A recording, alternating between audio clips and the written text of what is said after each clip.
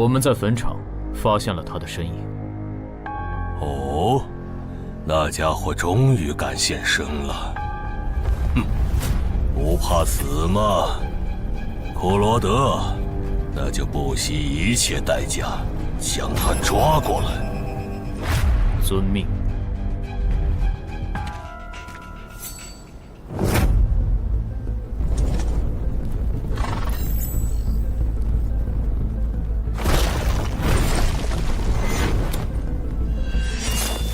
是不是打败你，才会放过我？那看来是没谈拢啊！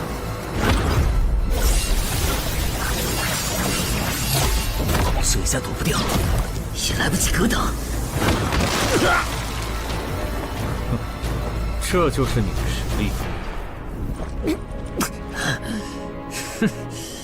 还没分胜负呢。敬酒不吃吃罚酒，那就把你变成亡灵带回去。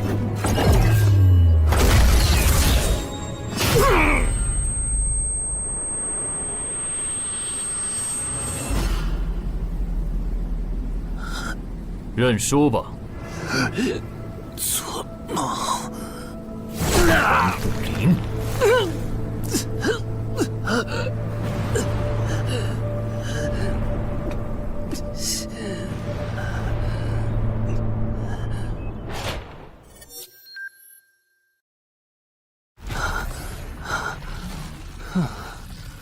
还好只是梦啊！等等，啊！不是，这地下室入口，竟然真的上到我家里来了！2030年，世界各地相继出现地下城入口。在经历了一系列探索、争夺、开发和地下城失控所引发的骚乱后，各国政府确认了5件事：一，入口无法被破坏，但攻略地下城可以使其关闭。2. 如果未能在规定期限内攻陷地下城，那么该地下城入口将翻转，地下城内的怪物将涌入这边的世界。3. 步入地下城并存活的人类将成为冒险者，自此踏上超凡之路。4. 地下城内的怪物等级越高，攻略该地下城的收益越高。5. 最高等级的地下城 BOSS 连核弹亦无法完全消灭。过去10年，地下城入口逐渐被公众所接受，有关地下城和冒险者的情报也被允许逐步公开给公众。冒险者周刊报道显示，冒险者人员十分稀缺，但却人均千万富豪。这一消息令冒险者这一职业变得非常受欢迎。对普通人来说，冒险者就是一步登天的门票。所以你过去3年的冒险家生涯，为你赚取了超5亿的财富。当然，对于刚刚成为传说级冒险家的我来说，这只是个开始。但少有人知道，每一位高等级冒险者的背后，都有许多普通冒险者和无辜平民的牺牲。而我们的主人公陈海，恰好是知晓这一秘辛的少数人。你还真是给我出了个大难题啊！能让人一夜暴富的地下城，可对我来说也没啥用啊。毕竟我又不缺钱，而且我记得地下城的死亡率好像很高，搞不好我会死。要不把它上交给官方冒险者协会算了，说不定可以换点特别的好处。嘿嘿嘿嘿。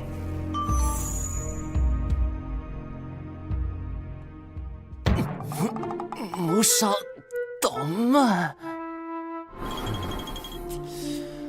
但放这也不是事啊！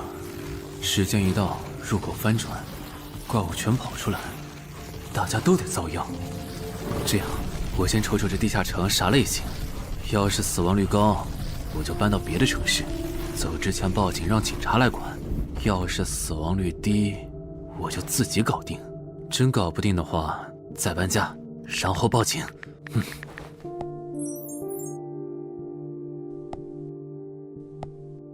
嘿，运气不错，是 Level 2的狩猎型入口。地下城入口的等级可以靠入口的规模判断。陈海家的入口太小，只能是入门级。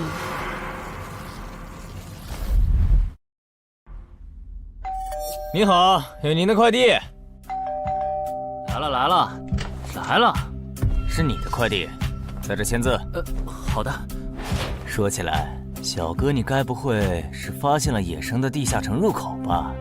不然，为什么要网购锁子甲？完了，不会暴露了吧？我玩全甲格斗的，之前的防具换，打算换新的。怎么了？有问题吗？没问题，我就是随便问问。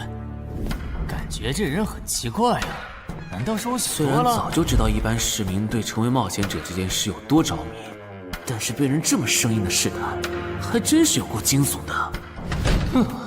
还好我伪装的不错。不过这个箱子会不会有窃听器啊？还好没发现窃听器。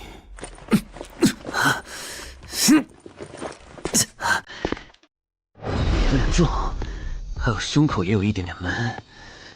怕眼镜在战斗中不方便，从而携带了隐形眼镜。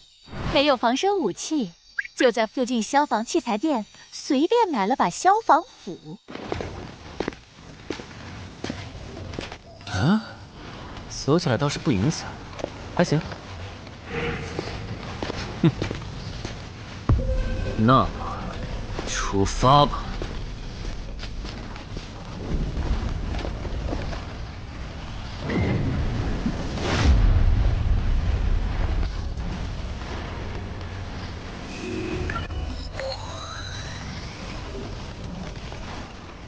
啊，不是地区地形吗？那看来我的首战对手大概率是豺狼人了。讨厌，这套锁子甲没白买。说起来，根据官方提供的情报，新人进入地下城后会激活冒险者面板，脱离条件也会出来。我的呢？来了。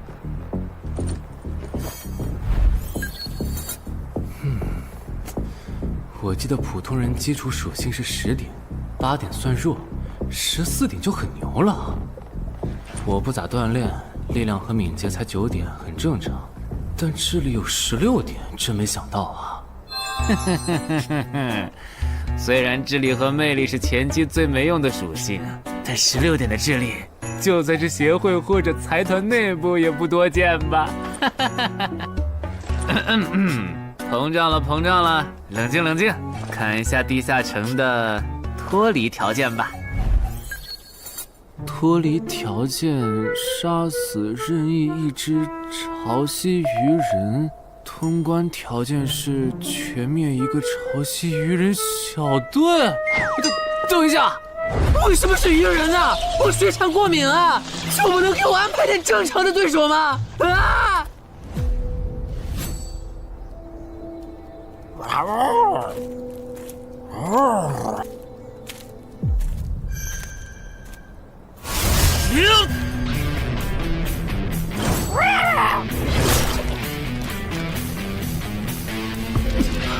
不是吧？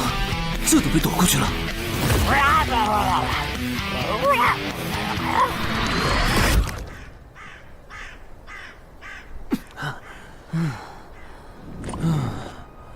不是，这个地下城的难度标注是不是搞错了？一个落单鱼人就能把我打得差点翻车，如果遇到满编的鱼人小队，我岂不是要就地归西？啊，等级增加了。Level 2菜鸟，我的称号我与潮汐鱼人5-5开，这玩意儿侮辱人是不是？算了，今天就到这里。还是等我请个健身私教，把基础属性练上来了，再来挑战这个地下城吧。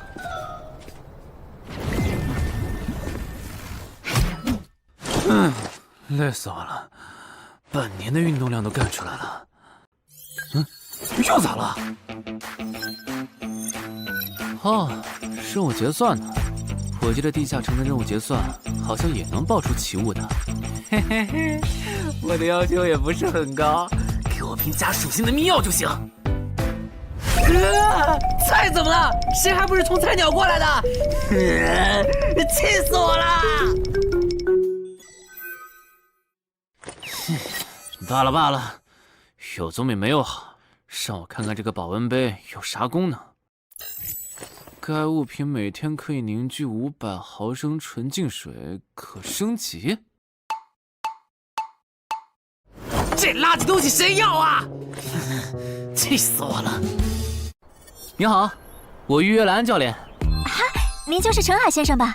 安教练已经在 VIP 室等您了，请跟我来。好的。没想到东山这样的小地方，竟然也有专门为新人冒险者和冒险者候补提供塑身服务的健身教练。冒险者的6大基础属性中，力量、敏捷和体力是可以通过锻炼得到显著增长的。这一年的健身费也太贵了，都和我一本新书的版税差不多了。不过只要能让我的身体素质在短时间内得到显著提升，陈海先生，这点钱就花得值。陈海先生，您之前有过健身经历吗？没有。那为什么要花这么多钱请安教练？新手打基础的话，请普通一点的教练就够用了。还是说，陈海先生，你已经成为了新人冒险者，比较赶时间？这旁敲侧击的，还真是够直接的。哼，有条件的话，那肯定要请最专业的，以冒险者为目标，普通教练不能算是好的选择。这样啊？我总不能和你说实话吧？那您应该能和安教练聊到一块儿去。登山市最好的健身教练会是啥样的？好紧张。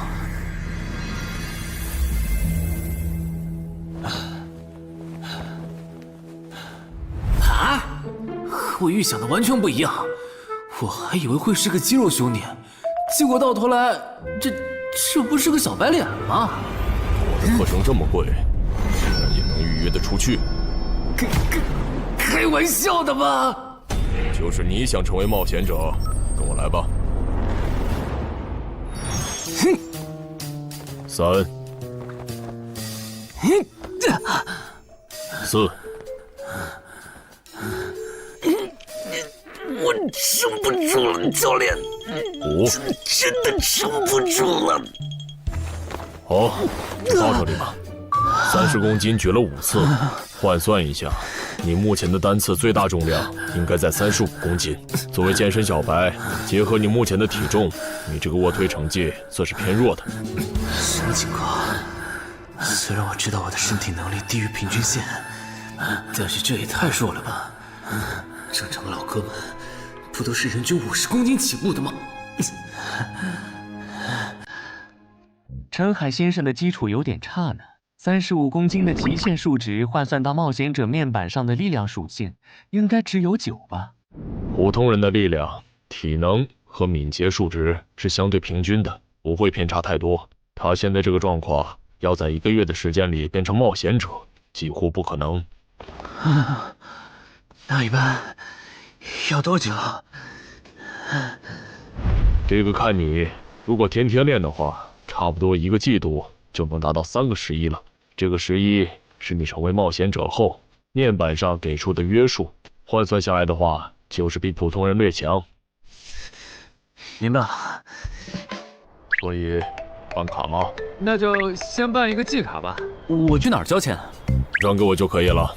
好耶，以后撸铁不孤单了。认识一下，我叫徐茂，是健身馆的签约冒险者，以后多多关照。我叫陈海，畅销书作家，您也多关照。说起来，一般只有家境很好或者跟协会签了长期合约的冒险者，才会找安教练这样的专业教练。因为我不缺钱呀，我写畅销书赚的钱，在东山又花不完。既然以冒险者为目标，那肯定就要找最好的教练，打最牢固的基础。原来如此，我还以为你发现了野生的地下城入口，并且已经成为冒险者了呢。作为前辈，我得教你一些冒险者之间才流通的基础常识，免得你以后被人坑了。冒险者首次下地下城时，表现好能得个称号，带不带都行。要是带了会有加成，但也会被其他冒险者盯上。有些专找低等级地下城入口的猎人，就爱顶着称号在可疑的人边上晃悠。要是被怀疑的人被称号吸引，表现不自然，那猎人就知道这人是冒险者了。接着只要跟着他，就能找到野生地下城入口。啊，这样吗？真是学到了。没啥反应，看来他真不是冒险者，就是个有点钱想当冒险者的弱鸡作家，那就没价值了。幸亏我先和抄袭任务5开这个称号太丢人了，没装上，不然今天肯定暴露了。安哥那边应该已经快拟完你的健身合同了，咱们过去吧。好的。国内有名的畅销书作者，还是专门写冒险者题材的。怪不得他有财力和动机买我的课，是想把身体数据打磨上去以后进军冒险者行业吧。而且他对课程的学期也没有明确要求，不像是发现了野生的地下城入口需要快速通关的样子。确实，程海是冒险者，或者他发现了野生的地下城入口的概率确实很低。这样，如果徐茂带着他回来的时候，他的注意力没有放在我的头顶，那就走正常流程吧。如果他有异常，那就别怪我了。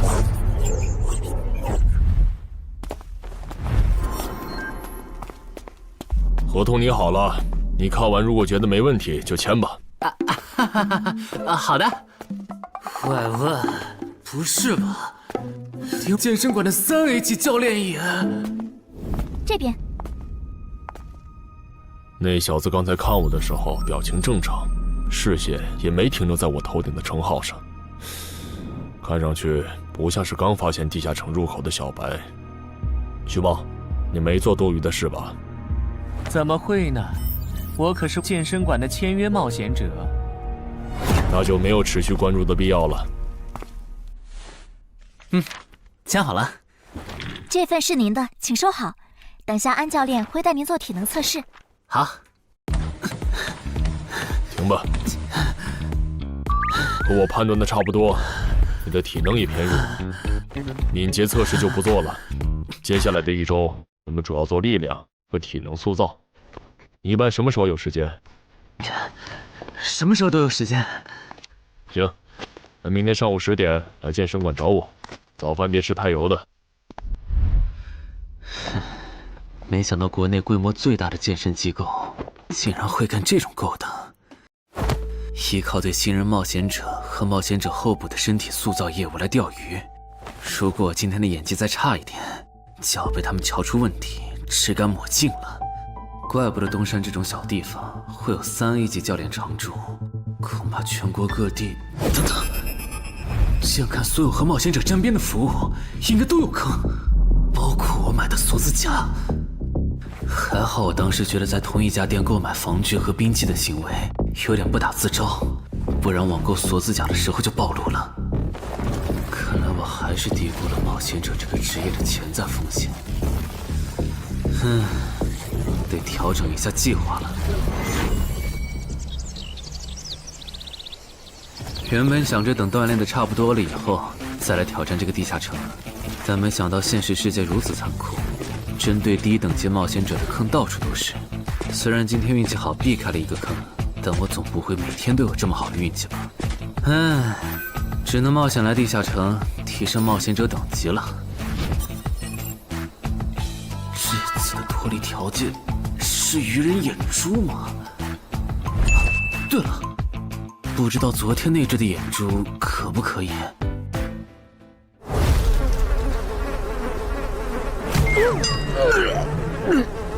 早都被啃光了呀！看来这附近有类似野狗的生物。不过好在眼珠还在。好耶！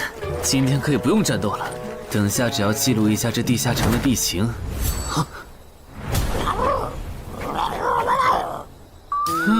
鱼人呢？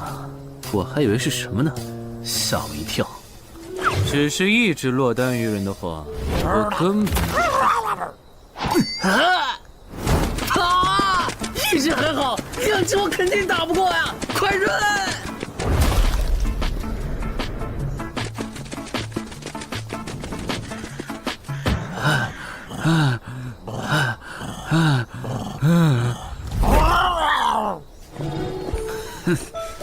你都死到临头了，还这么嚣张，没发现吗？你和你的同伴跑散了。哼哼，现在换我来进攻了。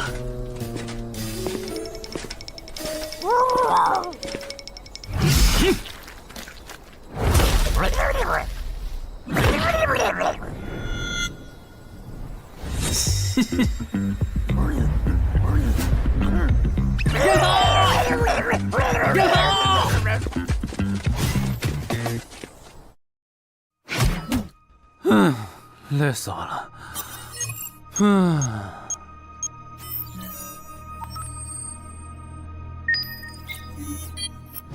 是吧？这次的评分明明更高，为什么反而没奖励啊？入门级地下城的爆率原来这么低吗？不过如果其他冒险者也是这个情况，那么他们是怎么赚到钱的？还是说有什么常识是别人知道，但我不知道的？明天找机会去问徐茂和教练。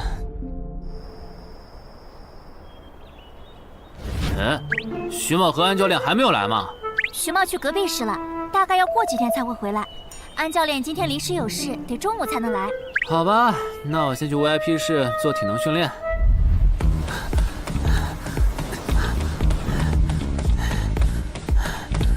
我外出的这几天，他都是这个训练强度。对，那可真够拼的。这样看，用不了多久，他就能把力量和敏捷提升到11了。对，如果他能一直保持一个基础下来，力量、敏捷和体质恐怕都能到12。说起来，教练你就没考虑过把他吸收进健身馆吗？这种有钱又有行动力的好苗子，只要不出意外，以后绝对能成为中间冒险者。你回来之前我就问过了，但被他拒绝了。他想通过黑市的路子成为冒险者，然后当独狼。陈海，你这也太拼了，练这么猛很容易受伤的。还是说你打算今年就成为冒险者？能尽早成为冒险者，肯定要尽早。拖久了，以我的财力恐怕就上不了车了。毕竟时间越往后，冒险者名额的价格也就越贵。倒也是。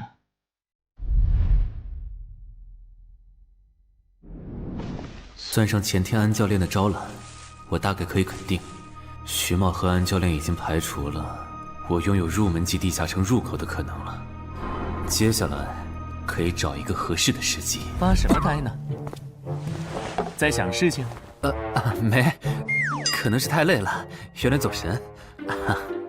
你这样肯定不行，频繁的超负荷运动只会累积伤病风险，真受伤了反而会拖慢你的塑身进度。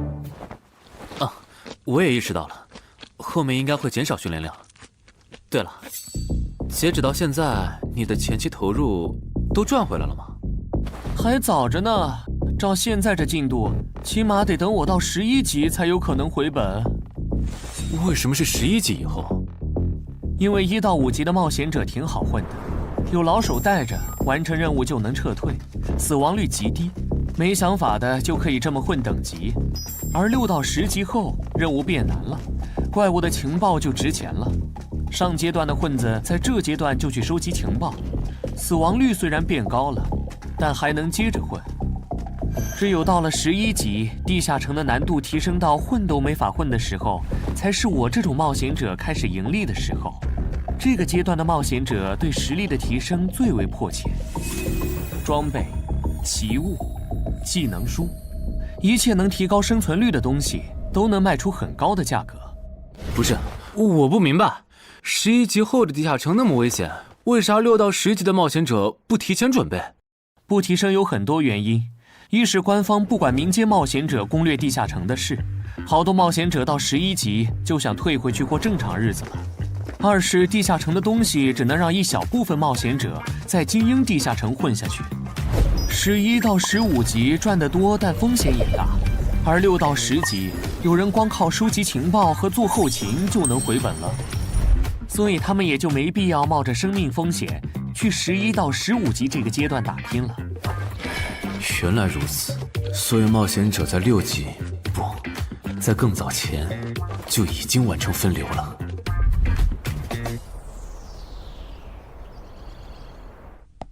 哼，真是学到了，怪不得我在论坛上很少找到有用的情报和攻略，原来有很多人靠卖靠谱攻略和情报赚钱。不过更让我惊讶的还是这件事。同一个地下城，冒险者就算反复刷脱离任务，也只能得到1次结算奖励。这样看，这个地下城入口能为我带来的价值，就只有通关奖励，以及将误入其中的普通人转化为冒险者这2点了。考虑到我本身并不缺钱，我还是尽量单刷这个地下城，然后再考虑要不要继续当冒险者吧。先用徐茂教我的方法，前期以收集情报为主，有十足把握了，再考虑通关的事。脱离条件找到湖？啊，这次的脱离任务竟然不需要战斗，还好买了一架无人机做辅助，不然纯靠人力搜索找湖肯定是个大工程。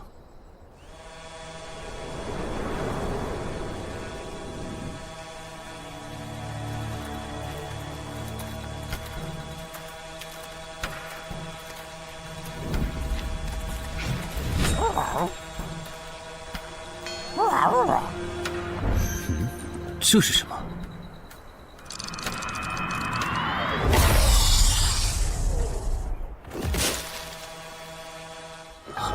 刚才那个应该是鱼人吧？虽然外形和气场和我之前遇到的鱼人有很大差别，但他应该也是鱼人，只不过等级应该更高。算了，先不管他。等我完成了脱离任务，再回来找那只橘红色鱼人。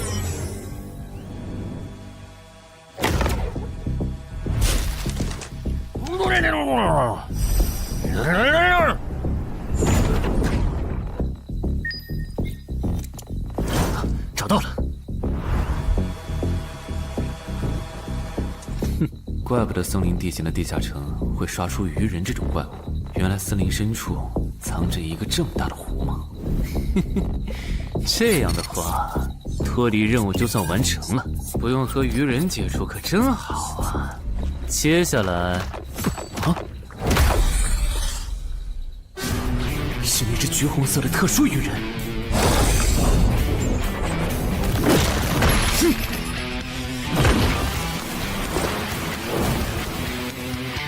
幸亏我刚刚反应快，不然可就重伤了。不过我新买的无人机的遥控器，我的心在滴血啊！不对，现在不是想这些的时候。这只鱼人的速度太快了，我必须慎重对待。啊！一只、2只、3只、4……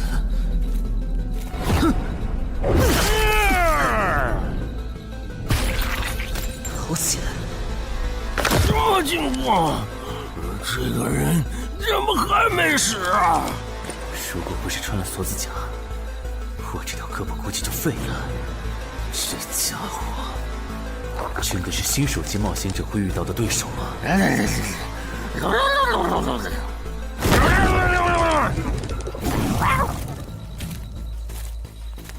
如果只是和这只橘红色鱼人单挑也就算了，关键我还得抽出一部分精力来处理身后这几只杂兵。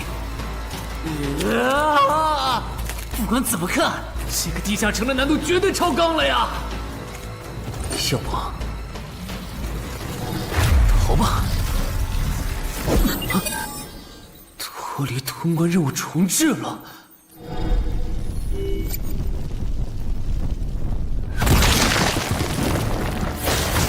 我说全岁，你这样很像是在虐尸出气，有吗？归根结底，还不是这只哥布林太弱了，扛不下我的拳头。能扛住才怪呢！明明只是 Level 5，却有着不下于 Level 9冒险者的综合实力。你这样的怪物，在入门级地下城里，怎么可能会遇到对手嘛？有的哦。如果我能遇到传说中的 bug， 那就能在低等级地下城里遇到下一阶段才能遇到的强力怪物。只要能从他们手底下活下来，我就能拿到补偿奖励奇物升级券。到时候我成为传说级冒险者，就更有戏了。果然，我和你们这种明明还只是 level 5，但眼光却已经放在传说级冒险者上的怪物，是真的合不来。不过，奇物升级券和它的获取方式，无论怎么看，都只是博人眼球的谣言吧。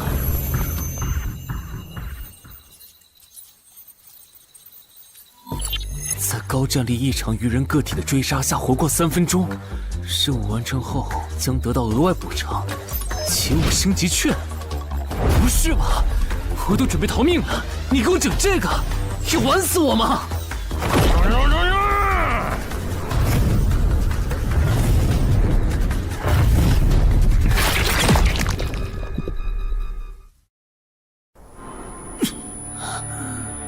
我这算是逼上绝路了吧？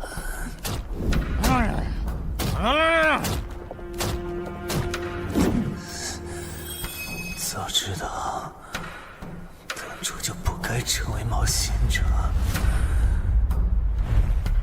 好好当个畅销书作家不好吗？虽然嘴上这么说，但我其实很清楚，这些年因为写冒险小说的缘故，我一直对地下城有向往，向往自己成为冒险者，体验那紧张而刺激的冒险者生涯。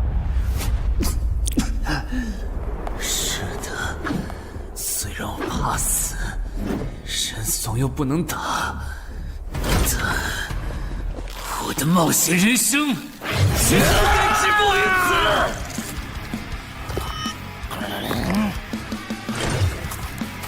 想想，我现在还有什么牌？我现在还能打出什么牌？使用称号，我与潮汐鱼人5开。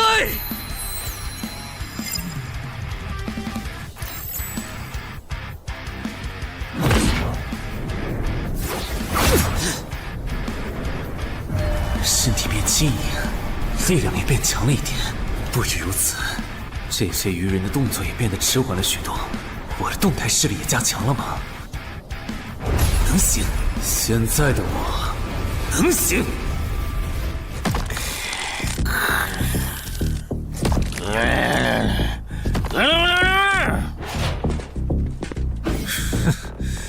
没想到高级鱼人说的话，我竟然能听懂。就剩你了，头目。我是干掉了这只下级士兵，别再得意忘形了啦！我知道的，即使身体能力获得了大幅度提升，穿上这一层锁子甲的我，依然不具备能和这只橘红色鱼人拼速度的可能。机会只有一次，利用鱼人直线攻击和我头部暴露的弱点，对方的进攻方式、路线和目标都已确定。我要做的就是舍弃头部的防御，用它做诱饵，争取到一次以伤换伤、重创对方的机会。如果这一次机会我没有把握住，那么吃到教训的他，必然不会再给我翻盘的机会了。这种生死皆在一瞬间的体验，真让人血脉喷张，沉醉其中，无法自拔。就是现在！我这不是挺能干的吗？不可能，绝对不可能！开什么玩笑？我居然会被这种弱者可恶！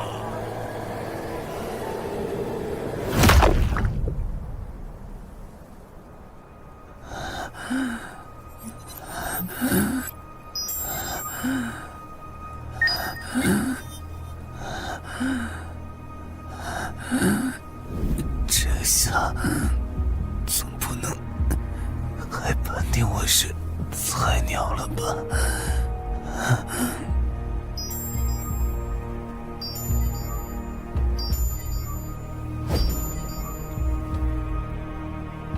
平平无奇的保温杯吗？对，平平无奇保温杯。使用起雾升级拳。啊！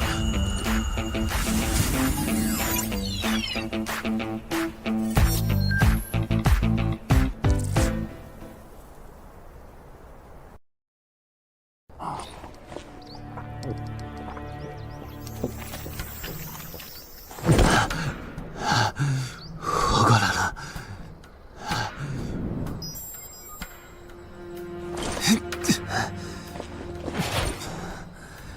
已经愈合了。冒险者面板，冒险者等级竟然提升了，不过还是菜鸟。哦，感知也提升了一点，还获得了一个新称号——至死地而后生。哼，倒是个意外之喜。再看一下通关任务重置后变成什么了。挑战等级上升了，脱离任务刚刚也完成了。不过这通关任务捣毁潮汐鱼人的孵化池吗？算了，这个通关任务明显不是现在的我能处理的。溜了溜了。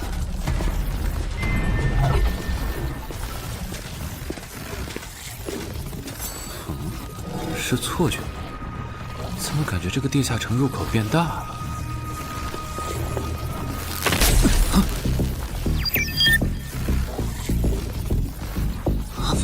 等级不足，这个地下城升级了。这么看来，我刚才完成的脱离任务，其实来自更高等级的地下城。怪不得任务难度提升了那么多，脱离任务掉落的奖励这么丰厚。隐藏之眼，我没记错的话，论坛上有个大佬，好像一直在强调这个东西的稀有性和重要性来着。哼，那必须要转职啊！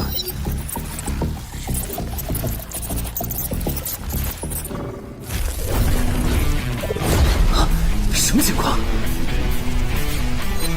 感知竟然提升了，死亡行者也算是新职业了。越接近死亡的话，属性点提升就越大，可以1至4点。刚刚啥玩意儿？我家？这就是感知16以后的世界吗？即使闭上双眼，我的大脑依旧能够准确勾勒出客厅每一角。真不敢想象，20点感知的人类眼中的世界又会是什么样子。说起来，我与潮汐鱼人555开这个称号的效果，刚刚在地下城已经体验过了。这个至死地而后生的称号，效果又会是什么呢？被逼入绝境以后，就能得到力量、敏捷、感知，每个加4点的加成。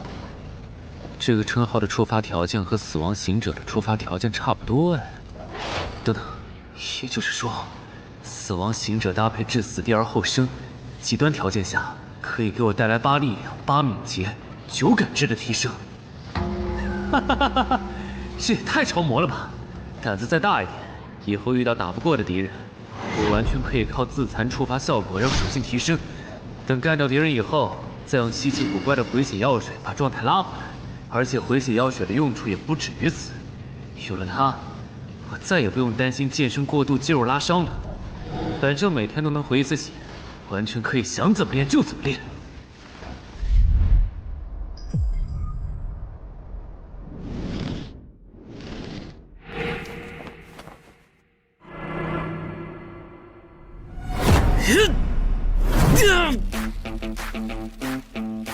真惊人！谁能想到，不久前还只是个健身小白的他，只用了不到2个月，就达到了正常人要用1年才能取得的成果。就他那训练量，换别人来早就去 ICU 报道了。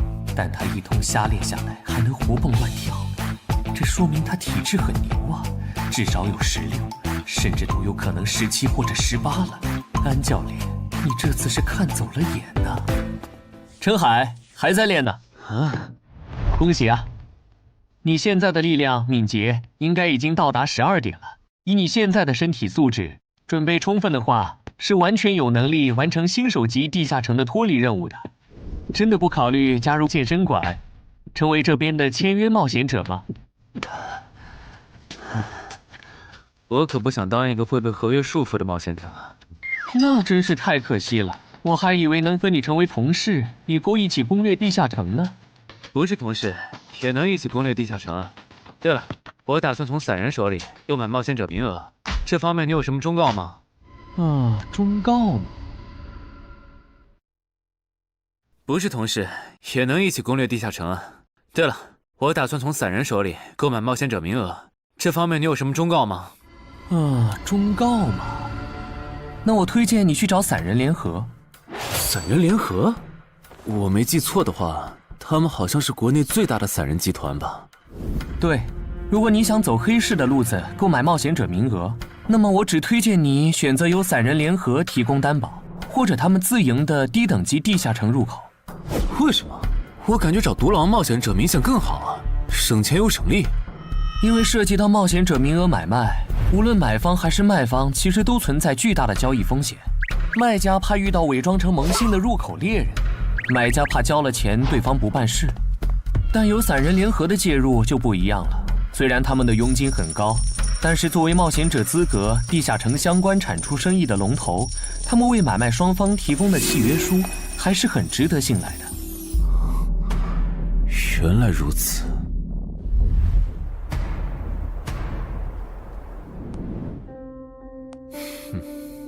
查了一下，整个漳州只有云霄市的这个老廖稍微靠谱点，找了散人联合做担保。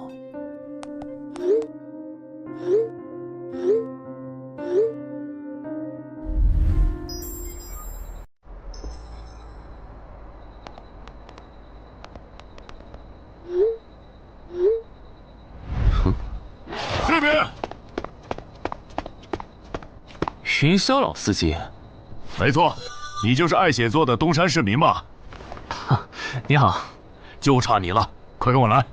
签完契约书以后，我好带你们去地下城。好了，契约的内容分3项：一，交易完成前尾款将由我方承担；二，双方都不能做出违反安全协议的行为；三，不能向任何人暴露此地下城入口的具体位置。诸位对契约内容有疑问吗？没有。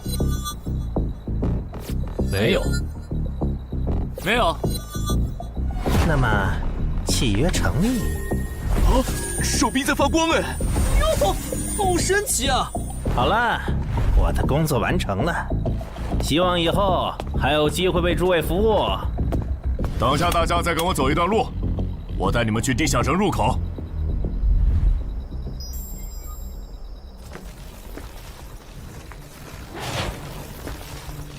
这个地下城入口的位置确实隐蔽，难怪没有被官方和云霄市的资本发现。好了，大家排好队，按顺序进入。我先走一步，给大家带路。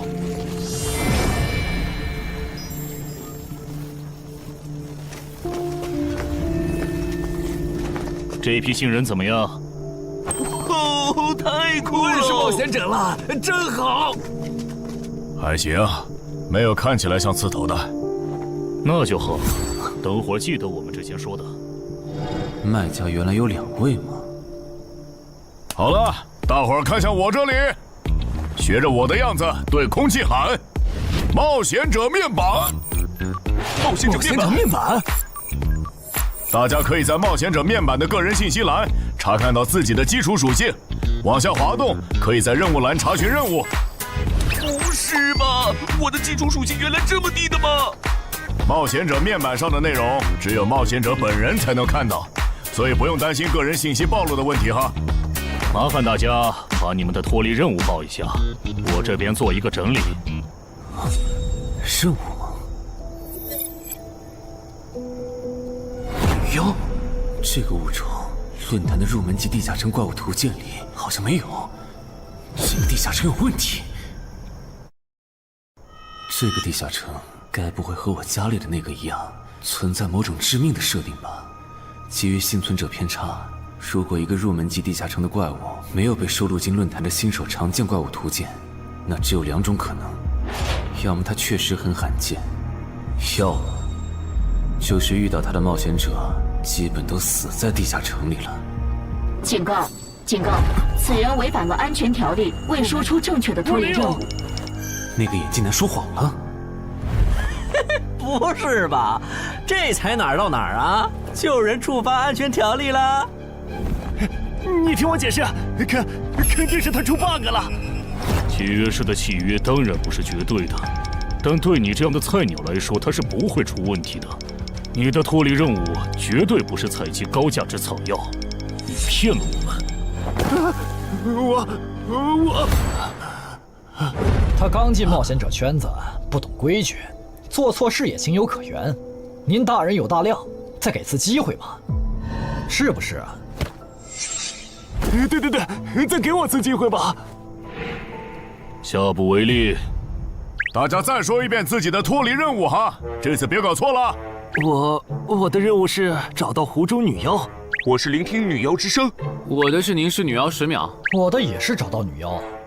接下来我会带大家去女妖出没的林中湖泊，大家跟紧一点，别掉队哈。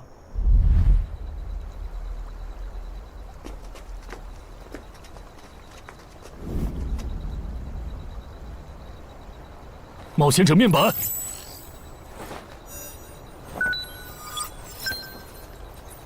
哎，他在干嘛？呼唤湖中女妖。他怎么知道这样做可以召唤湖中女妖的？这就涉及到商业机密了。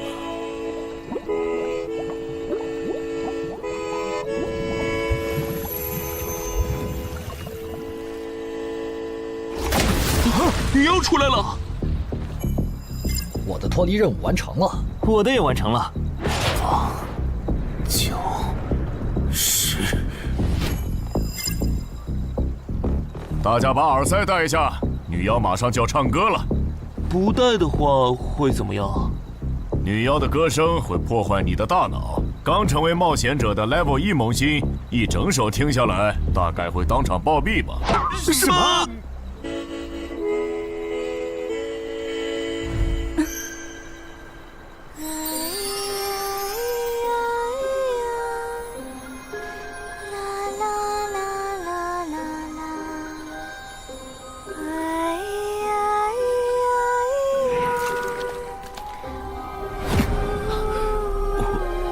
被醒了，就听了这一小会儿嘛。还好我戴了耳塞，歌声听得不真切，不然恐怕已经死掉了。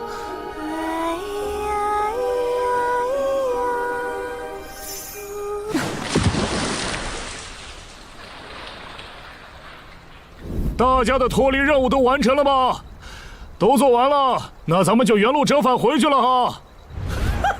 搞笑，让我们原路返回？来之前我已经查过了，地下城里的植物和矿产都是很值钱的。你这么急着赶我们走，不会是想要独吞这个地下城的产出吧？我们可是付了钱的，为什么不能在这个地下城采集高价值草药和矿产来回血？等一下，咱们的契约书里可没有这条。但也没有不准我们完成脱离任务后采集高价值草药和矿产的条例吧？原来冒险者还可以在地下城内采集草药和矿产的吗？你不知道吗？其实大部分冒险者并不具备通关能力的，他们主要的盈利方式就是搬运地下城内的物资和收集怪物情报。你是觉得脱离任务已经完成了，我们又碍于契约不能对你出手，所以可以发难了是吗？不然呢？真是笨蛋！但有一点你没考虑到，那就是我并没有和你们签订契约啊。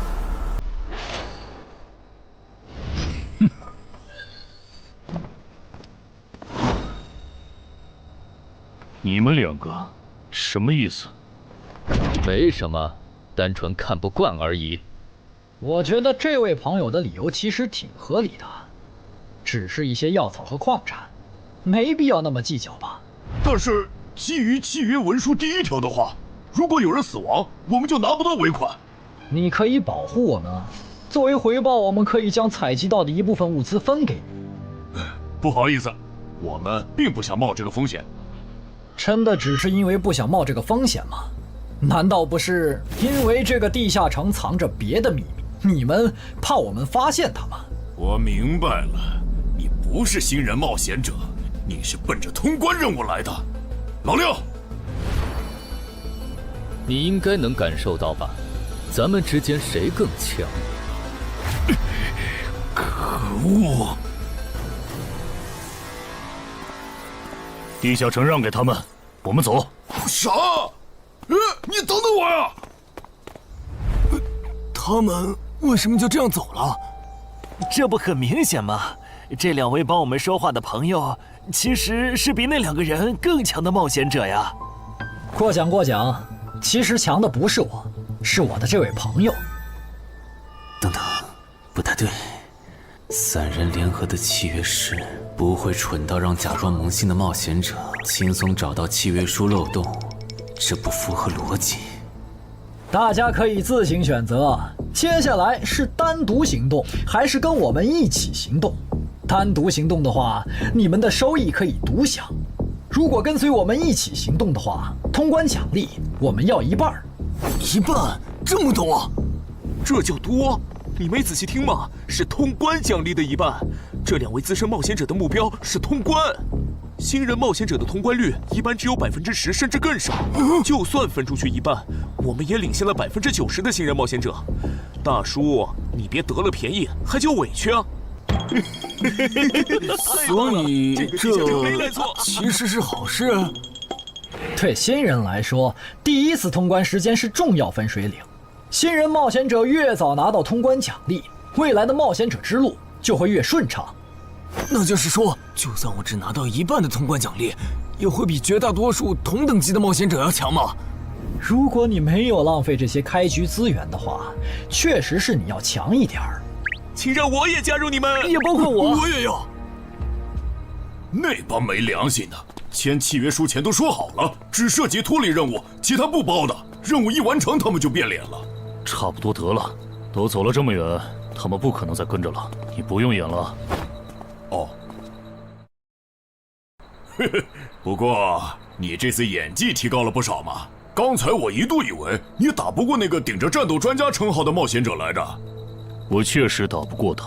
啊？不过他也很忌惮我就是了，要不然不会用劝退的方式赶我走。原来如此，那你觉得他们能通关吗？可能性太低。个人判断，这批冒险者里，最多只有1到2个幸运儿能活着走出这个地下城。什么嘛，这不就和之前的几次一样了吗？真没意思。哇，酷哎！既然大家已经决定联手通关，那我也不藏着掖着了。我能够为认同我、信赖我的队友带来一点基础属性的随机增幅。他说的是真的，我的力量加了1点，我加的是感知，我的也增加了。体力涨了1点。原来团队领袖这个称号是用来提升自己的队友啊，还怪好用的。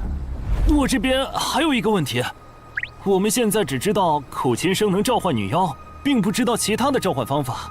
女妖要是一直躲在湖里，大家的通关任务就没法完成。这不是问题，我的称号可以让我强制激怒指定目标，被激怒者将减少2点智力，变得冲动易怒。他也是冒险者吗？至于建立强制对话的方法，只要引起对方的注意就可以了。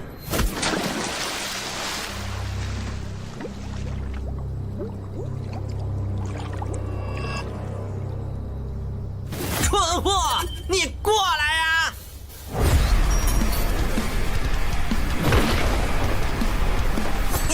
成功了，他被我激怒了。剩下的交给我吧。大家散开，让战斗专家来先是女妖，其他人换上耳塞，在外围找机会。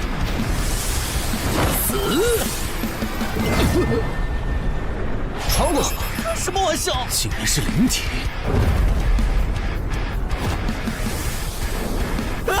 等一下！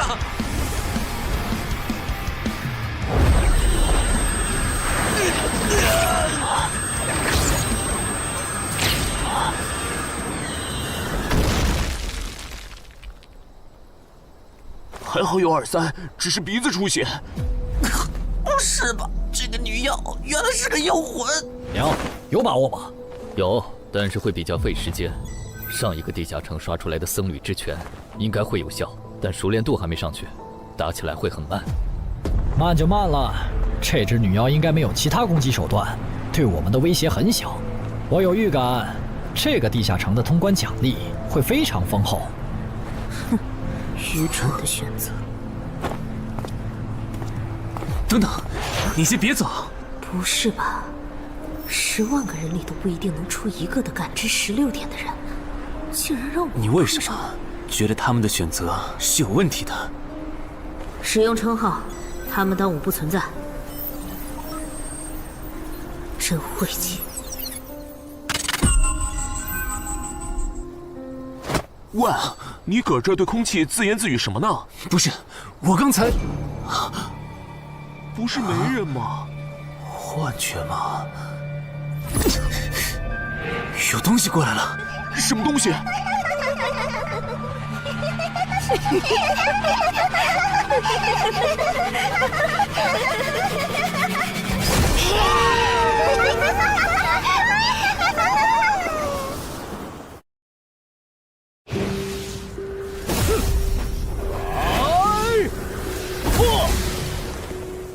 有效果了！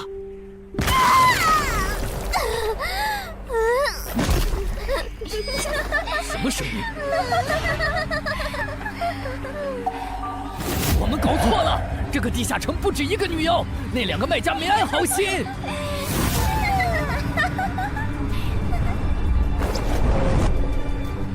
不是吧？这也太多了！不行，这个数量耳塞已经没用了。还傻站着干什么？跑啊！为什么总是让我遇到这种事？天和子爷那时候是，现在还是。看在你老婆和女儿的份上，我觉得应该放过你。谁叫我最喜欢看别人抱憾终身，活在憎恨和痛苦中的样子呢？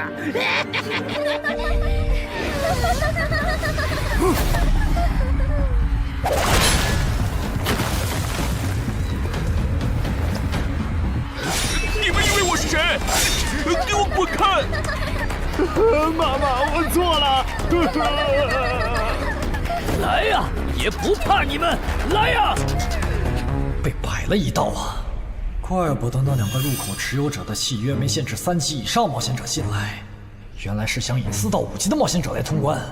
等我们团灭后，就进来捡我们的通关奖励，真是好算计。关于如何杀死这些女妖，你有建议吗？这声音，有建议就赶紧说。女妖不光靠声音攻击，还有别的攻击手段。我费了听觉才勉强躲过第1轮奸笑。你是爱写作的东山市民？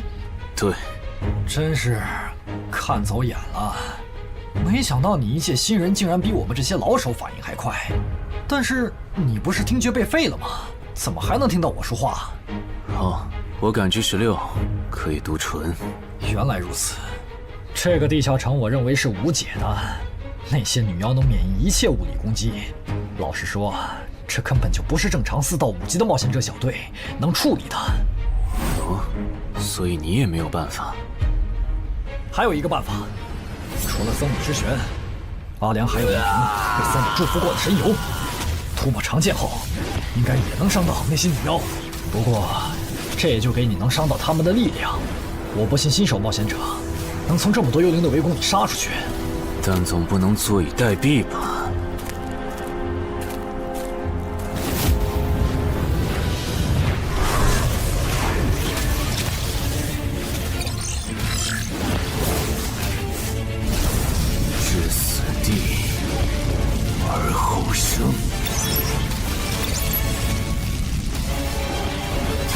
能听到吗？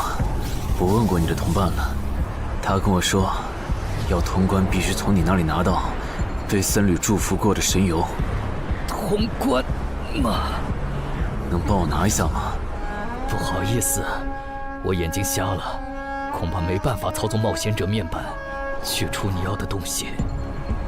这样吗？不过，我还有一个办法可以让你得到它。什么办法？你干什么？就是以死后掉落的形式让你获取。其实我也不是非要那碗油杀人夺宝不可。20点的敏捷足够我甩开女妖逃出地下城了。我就是想试试能不能通关。虽然无论怎样，你都不可能活下来。喂，真的很吵啊！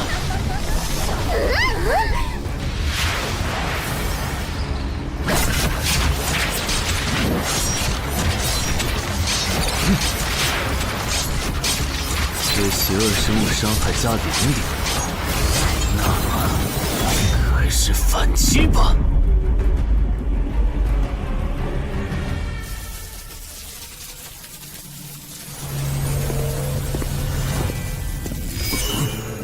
好像有人从里面走出来了。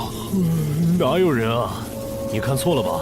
不是，我真感觉到了。果然，他们那不能攻略的地下城设陷阱，引同等级冒险者来做通关任务，把人坑死在里面，接着捡掉落的东西，或者等冒险者重伤出来就杀人夺宝。雇主的儿子应该就是这么被害死的。食腐秃鹫是指利用高难度地下城坑杀同等级冒险者，然后拾取对方掉落的堕落冒险者。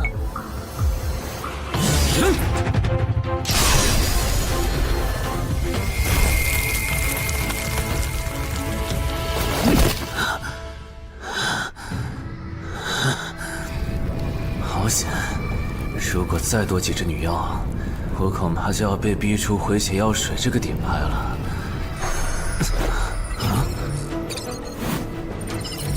您的绝妙操作取悦了路过的死亡主宰，得到其恩赐，亡灵亦不能杀死我。该恩赐可以使您豁免一次来自亡灵生物的死亡判定，免疫一次来自亡灵生物的死亡判定。好霸道的额外奖励！额外奖励都这么丰厚了，合并结算的奖励还高于单独结算，那么肯定要合并啊！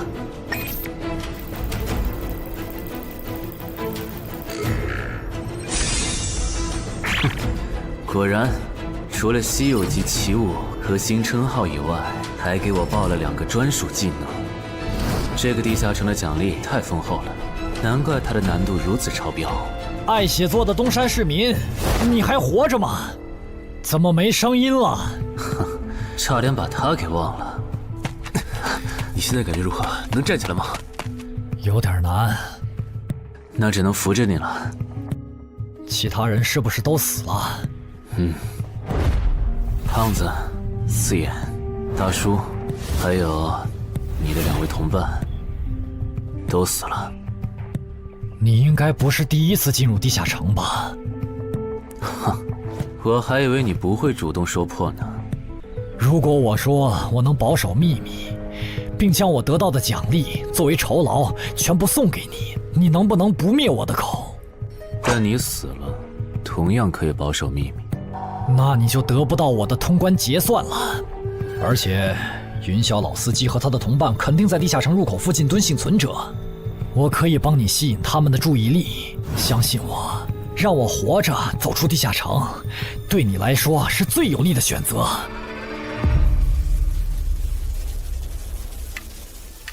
看到了吗？这才是真有人出来了。哎呀，刚才那次算我看错，行了吧？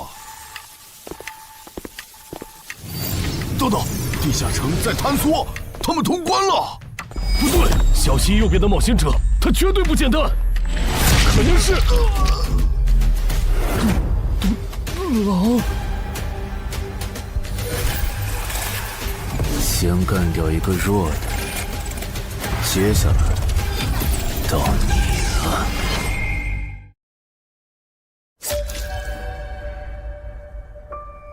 东山市民，你好大的胆子！不是吧，不是吧？不会真有人觉得自己坑完人不会被报复吧？呵呵，这么霸道的吗？闭嘴！哎呀，我好怕呀！你这家伙，找死！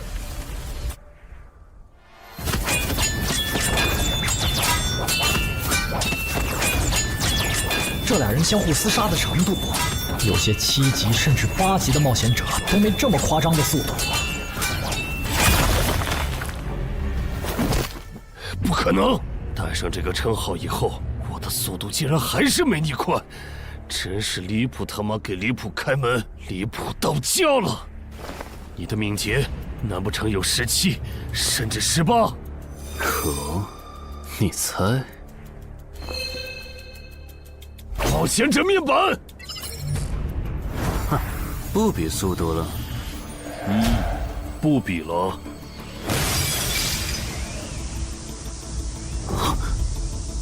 这本来是为那个战斗专家准备的，不过给你也没差了。来好好感受一下我从黑市高价购买的变种蜘蛛毒素吧！什么嘛！你这毒抗完全不行啊，比普通人还差！连反击的力气都没有了吗？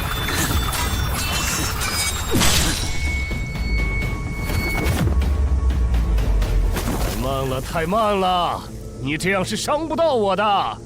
哼，蜘蛛毒，这就是你为我们准备的手段？怎么样，喜欢吗？作为7级地下城蜘蛛地穴的特殊产出，可以极大的削弱低等级冒险者的力量、速度和体力。迄今为止，因为他而败在我手上的5级冒险者已经有4个了，而你将会是第5个。然后呢？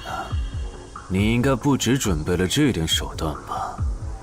全都亮出来吧！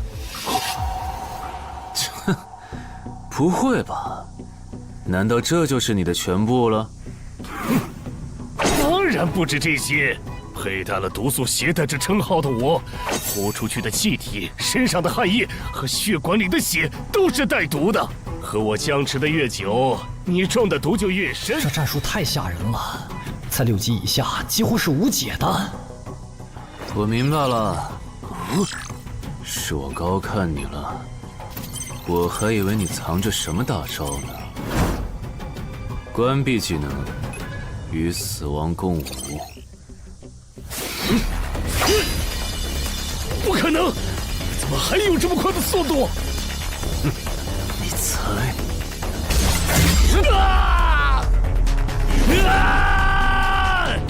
别太得意了！太慢了，太慢了！你这样可是伤不到我的。不可能，绝对不可能！你明明只是个独狼，怎么可能比杀了大量5级冒险者的我还强？没什么不可能的，在舒适区里泡着的你，永远也看不到与死亡同行之人所看到的风景。但是，溺死的往往都是会水的。散人只有劣势更弱小的散人，才能积攒出大量的财力和武力。我的路才是正确的。对普通人来说，或许你才是对的。不过，在我看来，与死亡同行之人，如果走到了极致的话，未必不能超越死亡。不是吧？那么强的人，竟然这么轻易的被……啊！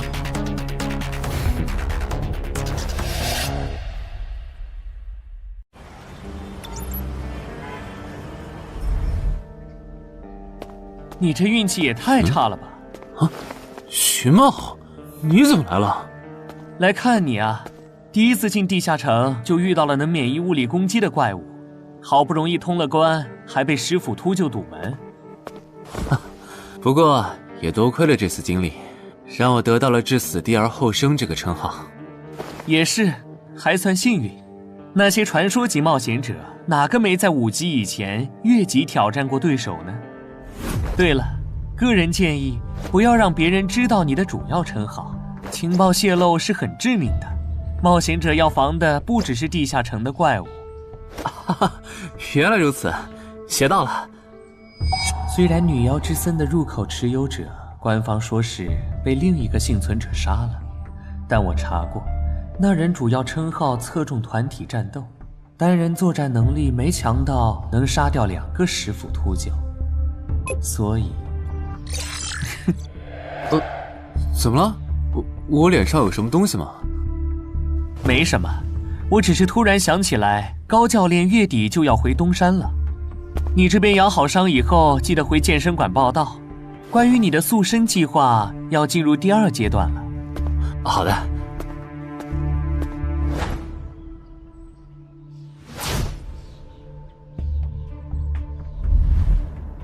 你不打算做攻略型冒险者了？没错，这次地下城经历让我明白，我没当传说级冒险者的本事。与其在这阶段的地下城拼命，还不如到6到10级的地下城多弄点钱，然后就隐退。哎，不过你和我不一样，你有成为传说级冒险者的潜力，但前提是你得改掉独狼的习惯。为什么这么说？独狼玩法在10级前的地下城能提高任务结算评分，多拿奇物、称号和技能，但11级到15级的地下城难度大增，光靠个人根本过不去。如果你想成为传说级冒险者，10级前就得组建自己的攻略团队，不然在11级到15级时，要么会掉队，要么就会被官方财团收编，就没机会再往上提升了。团队嘛。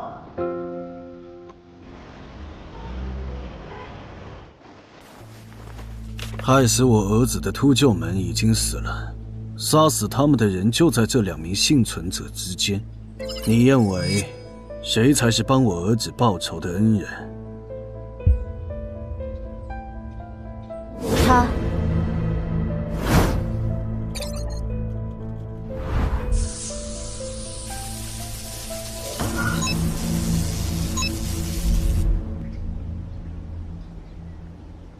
陈海，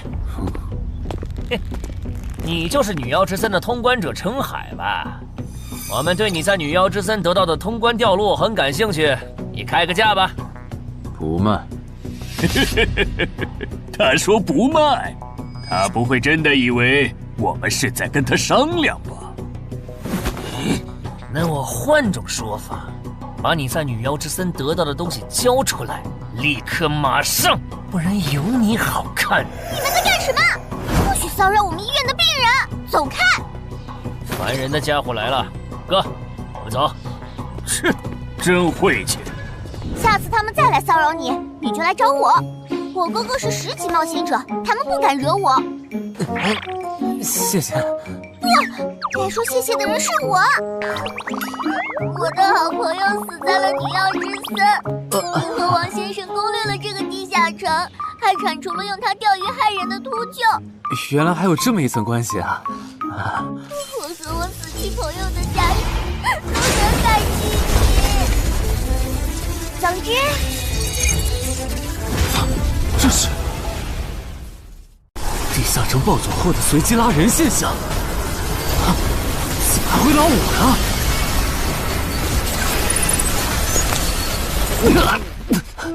突！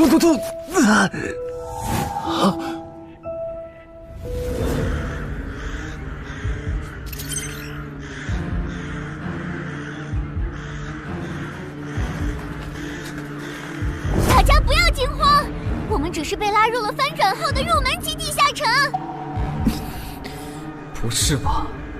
我就来医院看个牙的功夫，怎么就被拉入地下城了？现在请大家跟我一起打开冒险者面板，确认你们的脱离任务。展开面板。5级的生存类地下城，哇，这次可能要死很多人。么？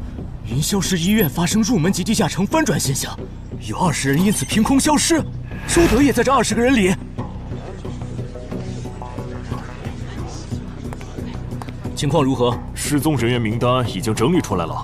被卷入地下城的一般民众有17人，冒险者3人。我们还找到了失控的地下城入口。不过什么？你的脱离任务和通关任务是什么？消灭10具骷髅士兵，存活1小时。你的呢？我的也是。那看来大家都一样。老弟，咱们的脱离任务难度和他们的不一样啊。还有那个叫陈海的小子也被拉进了这个地下城。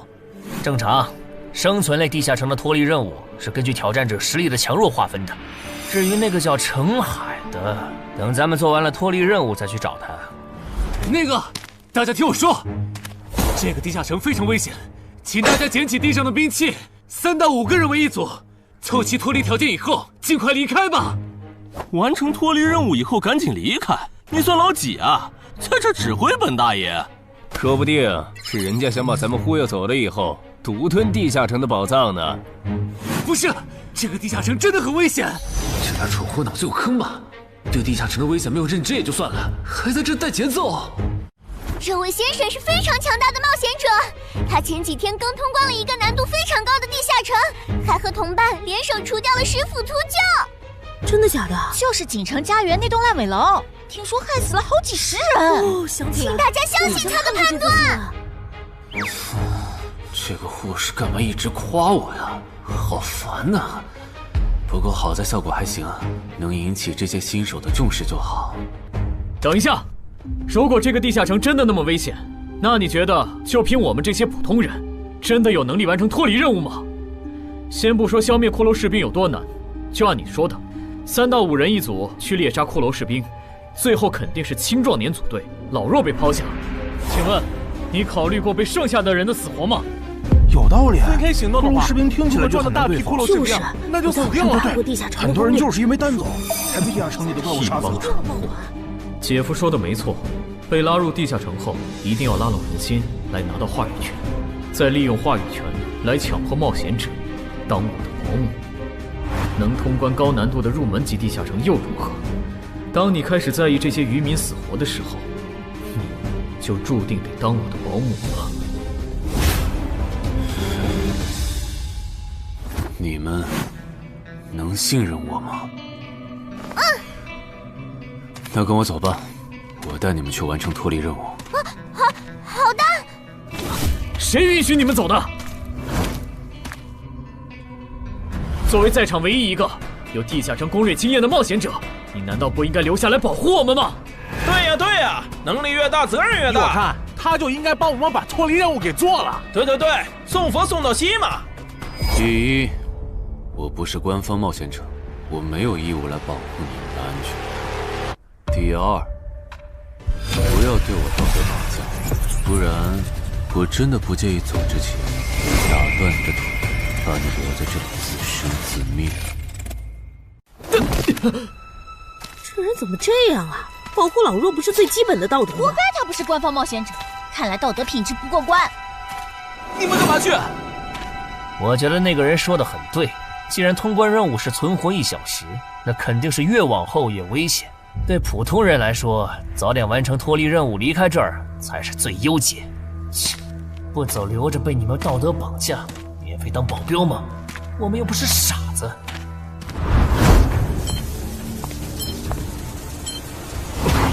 怎么是他？这个地下城有什么问题吗，尚科长？这个地下城最大的问题在于，接下来的1个小时，能有几个人活着走出来？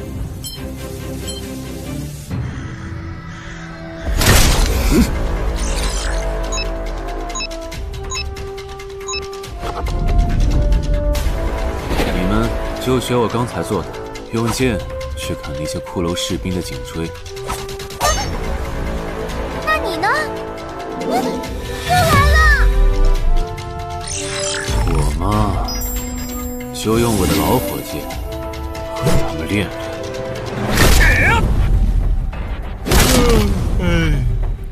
打完这批记得换班啊，老哥。好嘞。骷髅士兵不刷新了，看来并不是无限的。好消息是新人的压力小了，坏消息是我这样的老手完成任务更难了。这周围的骷髅士兵被咱们刷光了，换地方吧。受伤的人往后退，剩下的2人一组，交替清理从地里爬出来的骷髅士兵。再战40分钟，大家就可以回家了。好，亏我之前以为当冒险者有多难，结果就这儿啊！是啊，这些骷髅根本就没有那个老手渲染的那么危险。等这次结束，我也是个有名的冒险者。这些骷髅虽然弱，可不代表这地下城难度低。正相反，骷髅越弱，越说明地下城有极厉害的 BOSS。更让我烦的是，这地下城怪物也太少了。虽然我以老弱不宜参战为由，劝退了近半的冒险者，但是分到我这的怪物才4个。最后10分钟，这地下城难度肯定飙升。要是接下来10分钟都没有新的骷髅士兵刷出来，我就得自己想法子凑够剩下的6个骷髅士兵了。脱离任务做完了？嗯。你呢？还差几个？8个。把机会都让给他了吗？那你先回去吧，我们继续刷骷髅。等做完脱离任务以后，咱们3个在外面集合。10年来没有一个人通关。不止如此，这个地下城的幸存者们也非常奇怪，几乎所有的都是新人。怎么会有这么奇怪的地下城？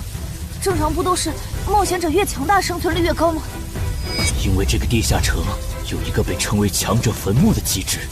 同样的脱离任务，新人的难度只有老手的1/10。当新人完成脱离任务离开的时候，实力远超冒险者的地下城 BOSS 会主动追杀冒险者。好多老手都栽在这机制上。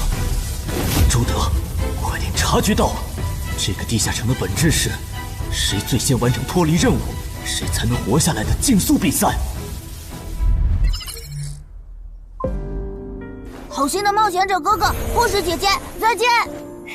拜拜。再见。等下遇到的骷髅士兵，我多分给你一点。你先完成脱离任务，和他在外面会合。好的。有人完成脱离任务出来了。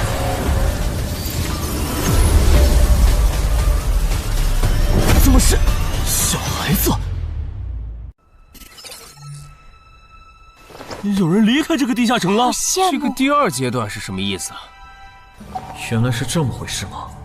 这个地下城的本质是竞速。吕明、王志勇，你们2个跟我来。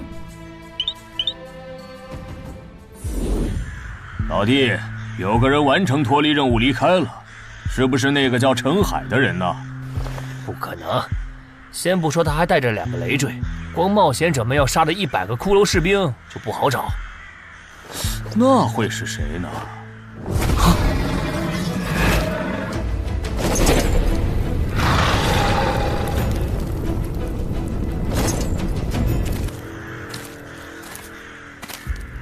叫我们跟着他出来，都走这么远了，也不解释一下。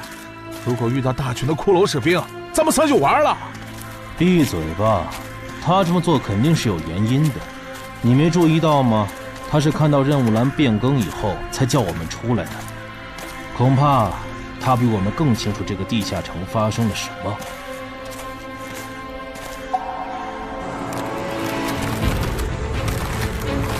准备战斗！他们3怎么走得这么像咱们不管？周德当初就不该气走那个冒险者。脱离了。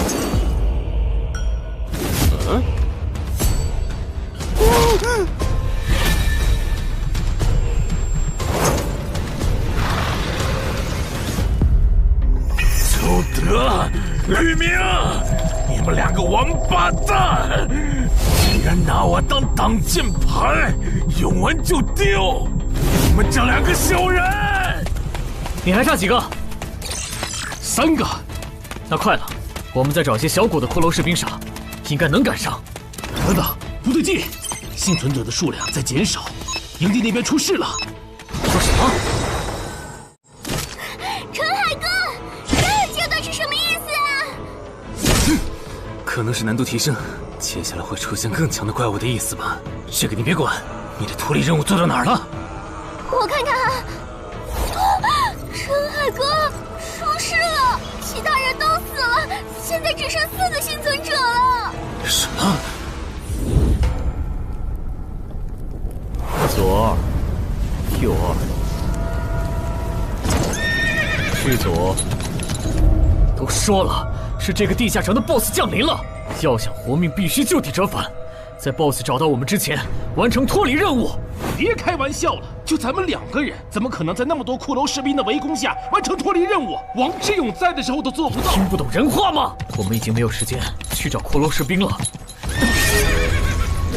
还差右2。剑锋，救我！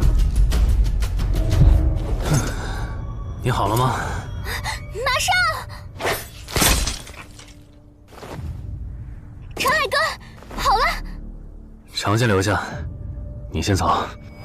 可是，退下！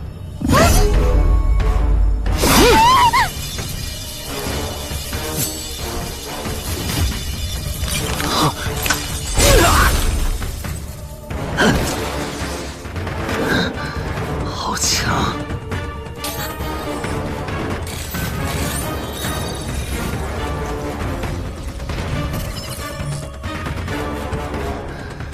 明白了吗？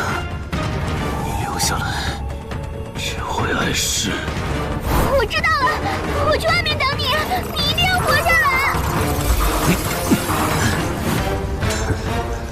好了，现在只剩下咱们2个了。我猜你是不会放我走的，对吧？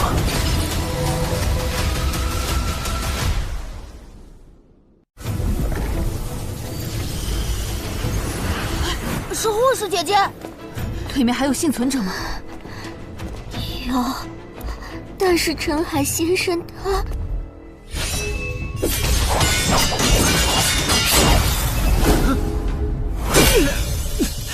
好强，这样下去不行，速度和力量我都不是他的对手。就算能大概猜出他下一步动作，可因为一直忙着抵挡，一次出错的话就得死。要走！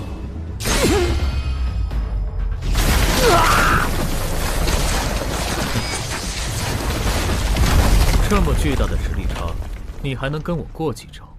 在我这儿撑这么久，了不起。好像在跟我说话。不对，现在不是该思考这些的时候。想一想，再想一下，到底该怎么做，我才能活下来？没戏了，把这边的情况汇总给漳州吧。就说云霄市医院地下城暴走事件，17名普通市民卷入，仅2名幸存，3名低等级冒险者卷入，无一生还。你在说什么啊？不是还没到时间吗？这才过去5分钟。就是。我能理解2位的心情，但是请不要再做不切实际的幻想了。这个地下城里的 BOSS， 就算是9级的我，也没有把握面对他能存活15分钟。你要等的人，哪怕是5级冒险者中的佼佼者，最多也就能坚持5分钟。你从地下城出来到现在都过去5分钟了，他还是没有脱离地下城，这意味着什么？你应该清楚吧？怎么这样？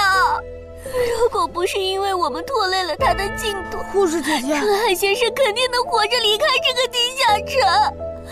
都是因为我们。是啊，全都是因为你们。如果没有那个多管闲事的冒险者帮你俩完成脱离任务，周德才是最有可能活着离开这个地下城的人。我出去冷静一下，这2个新人的登记工作交给你了。那这个地下城入口怎么办？人都死光后，入口会在半小时内关闭，接着随机出现在世界某个地方。当然，如果你实在不放心，也可以盯到最后。好吧。你合格了。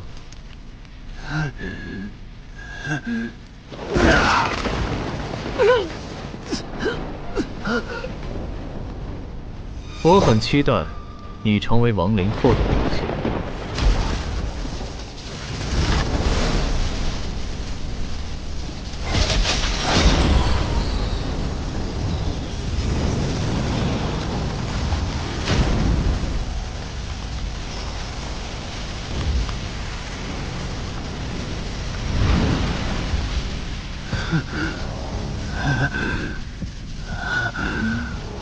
都赢了。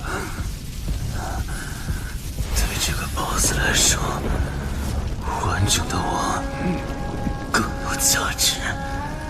在他回来之前，是死亡主宰的恩赐。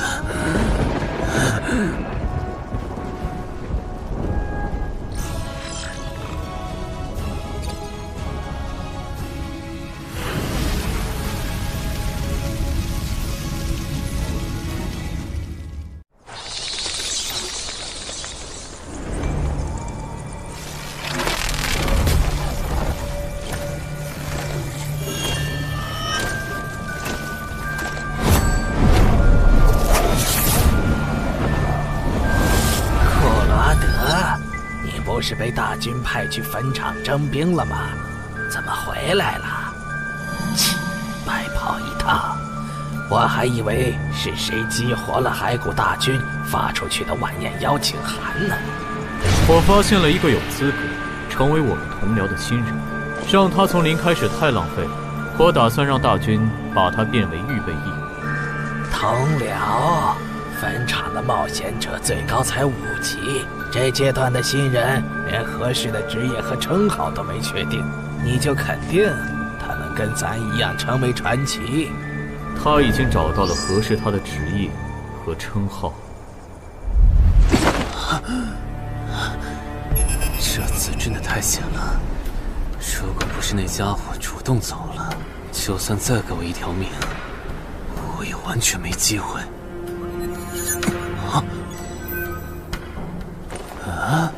通关任务都显示完成了，为什么没有弹出来脱离选项？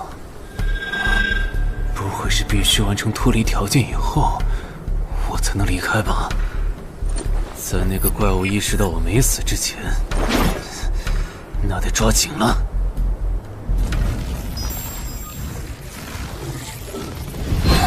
没有关闭，这个地下城的入口还没关闭。澄海先生还在战斗，他还活着。我去找尚科长。周德死在地下城里，他姐知道后一定会迁怒同期的幸存者。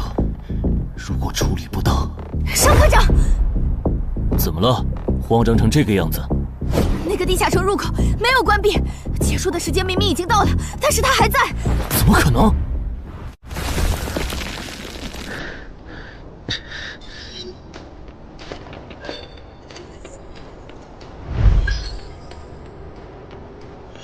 合并结算。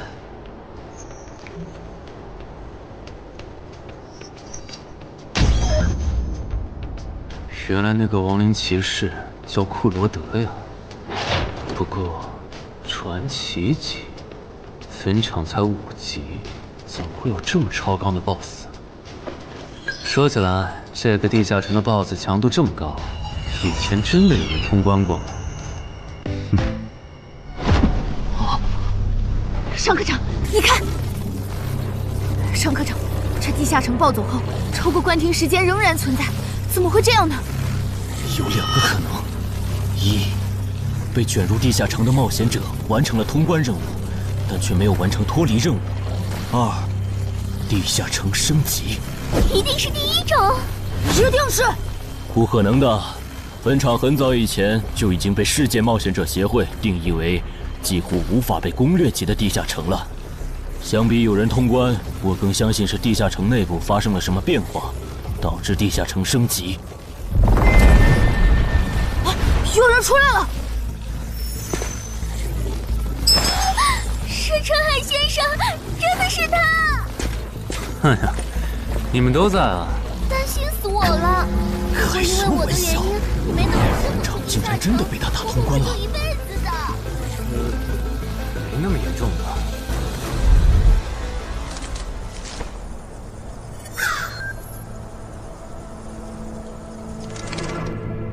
吴王，这是你驻守坟场以来第一次主动觐见吧，库罗德？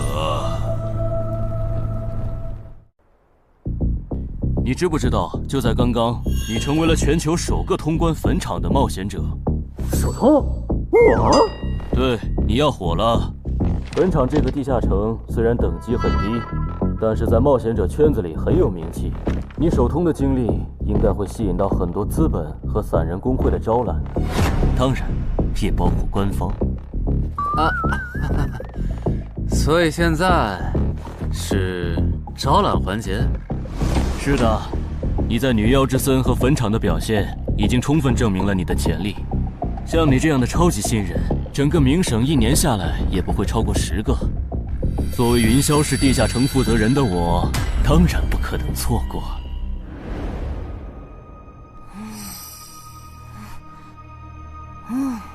恩姐，你说那个叫双李的，是不是想抢走陈海哥的通关奖励啊？要不然他为啥要拉着陈海哥单独谈话？应该不至于吧？我可不会那么没品。而且5级地下城的通关奖励，我根本看不上，好吗？哼，那可不好说。你不需要，不代表你家亲戚不想要。这死小鬼！啊，别乱说。我们在里面聊的久，是因为在谈加入冒险者协会以后的待遇问题。不是吧，陈海哥，你要当公务员？哈哈，感觉你好像对冒险者协会意见蛮大的。那倒没有，我就是觉得像陈海哥你这样强的人，完全可以像王自健那样自立门户，没必要受协会的规章制度束缚。王自健是谁？是不死冒险者里的男主。不会吧？你明明是个冒险者，竟然没看过这个吗？我是冒险者，和我看这书有什么必要联系吗？这个死小鬼！要不要告诉他们，这本书其实是我写的？你是陈亥？你真的是不死冒险者的作者陈亥？不会吧，不会吧，不会吧！如假包换，不信的话，我可以给你看我写到一半的《不死的冒险者2》的小说原稿。真的吗？啊，你怎么了？怎么感觉你受委屈了？陈海先生，你能不能不要加入冒险者协会？为什么？我以前听我哥和他朋友说过，那些加入官方的冒险者很多都后悔了。你哥有说是什么原因吗？没有，但我还记得他们谈话时的表情非常的严肃，甚至还发生了激烈的争吵。这样吗？我会慎重考虑的，谢谢你为我考虑这么多。不，我才应该道谢。那个杀千刀的对我弟弟见死不救，你还把他放进来？少李，你是不是成了云霄市的负责人以后飘了，忘了自己是怎么上位的了？我没忘，我请他进协会不是为了护着他，他通关的地下城很特殊，过不了几天他就会被财团或大工会拉拢，好多事就不好办了。要是有潜力的成了官方冒险者，等他们跨过15级大关以后，到时候他们面临未知的危险，你是知道的。不行，那样太久了。他虽然有潜力，但不一定能突破15级变成传说。我要他下周就死。好吧，我知道了，那只能借刀杀人了。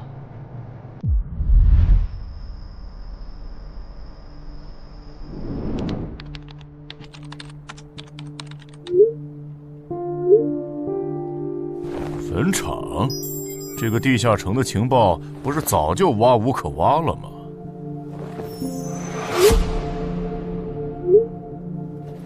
这样就可以了。你确定？5级地下城的首通奖励对普通人来说不算什么，但对6到10级的通缉犯来说那就不一样了。要是澄海的情报到了黑市，不出3天，闽粤2省的通缉犯都会跑到云霄市，这样就能给你弟弟报仇了。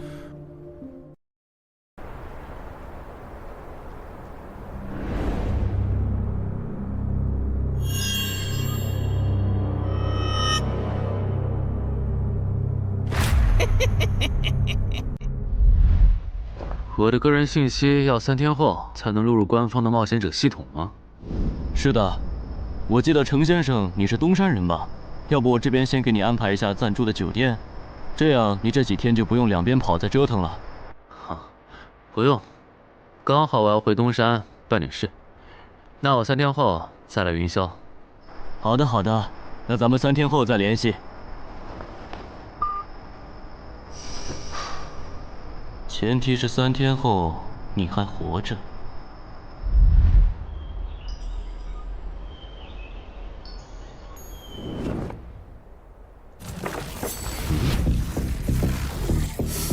几天没见，怎么感觉这个地下城入口变得更大了？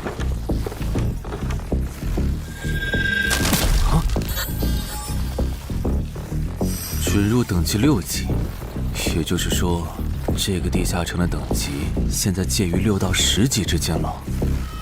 我现在是5级，按照之前的升级速度，只需要再打1个到2个5级地下城，就能升到6级了。上次翻论坛的时候，我记得东山这边好像有一个5级的地下城正在招募人手，我看看还在不在。好耶，还在。你好，请问你们的招募条件是？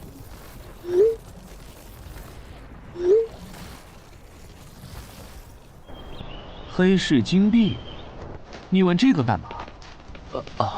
我闲着没事翻论坛，发现论坛上的冒险者彼此之间做交易时，使用的货币不是现金。冒险者之间做交易，除了用地下城入口和掉落物，就是用黑市金币当货币。黑市金币有什么特殊之处吗？为什么不能用现金交易？黑市金币是挑战10级以上地下城的主要收获。我以前问过安教练，他说这东西10级后有大用处，可具体咋用没跟我细说。原来如此。对了，等级没到10级的冒险者，一般是从哪儿弄到黑市金币的？我也想搞一些。新手的话，你可以试试把不用的掉落物拿到鬼市去卖。你要卖吗？要的话，我晚上可以带你去东山的鬼市。要，谢谢徐哥。东山这边的鬼市只有每周一的凌晨2点到4点有。你别看这边人很多，实际上只有1/10是冒险者，甚至更少。这些摊贩也是卖的东西真真假假，很容易上当受骗。听起来有点像古玩市场。差不多吧。总而言之，东西先别急着卖，多转转，弄清楚物价后再卖东西。我这边还有点事，就不陪你继续逛了。好的。看不出他这人还怪好的。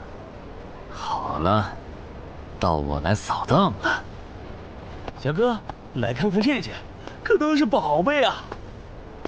瞧一瞧，看一看喽！精品装备，仅此一天，价高者得。小哥，来看看我的矿石啊！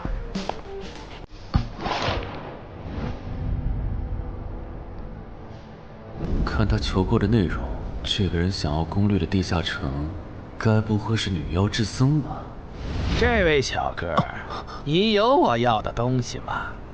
如果是对付女妖的话，口琴和长剑应该可以。有啊，你打算以什么价格收？我得先看看货，货好，价格都好说。要看货，你得等我半个小时，我回家拿去。那你得快点，如果在这期间有别人卖我要的东西了，我可就不收了。哼，知道了。都在这里了。这个口琴确实可以吸引女妖，我可以给你6枚黑市金币。Nice。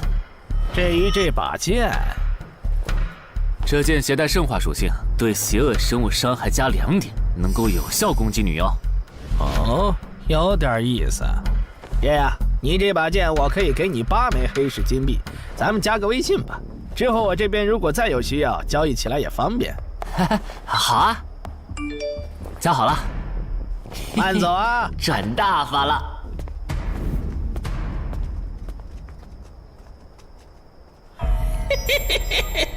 疏于防范了哟，坟场通关新人。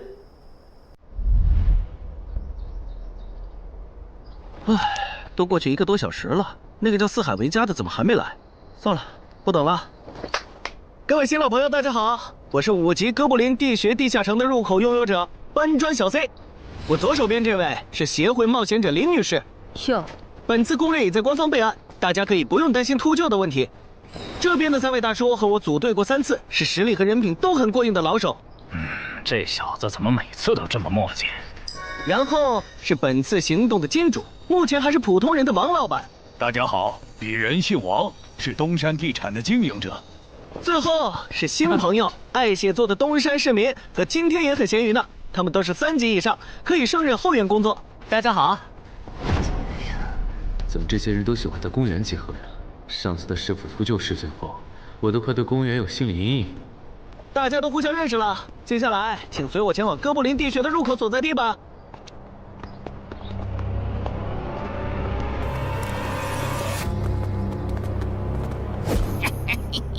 我就知道，他没用黑市金币购买装备，一定是用来换东山这边的低等级地下城的攻略门票了。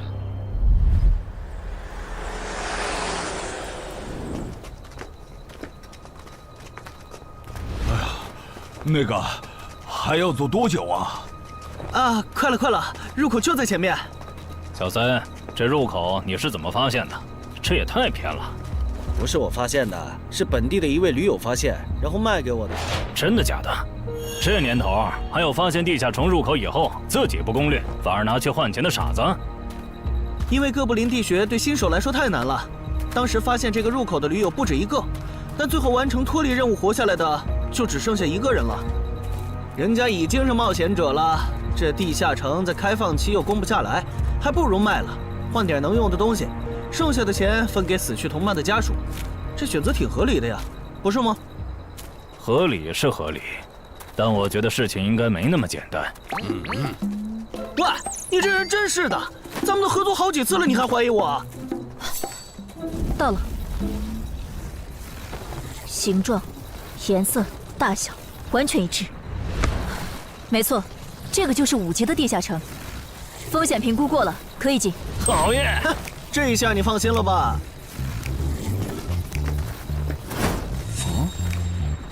喂，我再跟你们说一遍啊，进了地下城，里面的哥布林归我们管，你们就负责保护王先生，都没意见吧？我这200斤肉就交给2位了。脱离任务呢？通关任务大家都一样，但如果我的脱离任务是狩猎哥布林，那我们会优先满足你的脱离任务，然后再考虑通关。这么容易就能拿到通关奖励，那我更没意见了。我也是。你们脱离任务是什么？杀死2只哥布林。哦，我的也是。看来咱们的任务类型都一样，只是数量上有差异。王老板，你放心，脱离任务是按冒险者等级来的。2到3级冒险者得进入地穴，4到5级冒险者要干掉一些哥布林。你是新手，只要找到哥布林地穴就行，很简单的。原来如此，怪不得我和他的任务不一样。哎，大家听我说，考虑到东山市民和咸鱼小姐的工作是保护王老板，所以等下遇到哥布林，优先让给他们完成脱离任务，没问题吧？没问题。那好，咱们出发。只用交手就行吗？感觉也不难呐。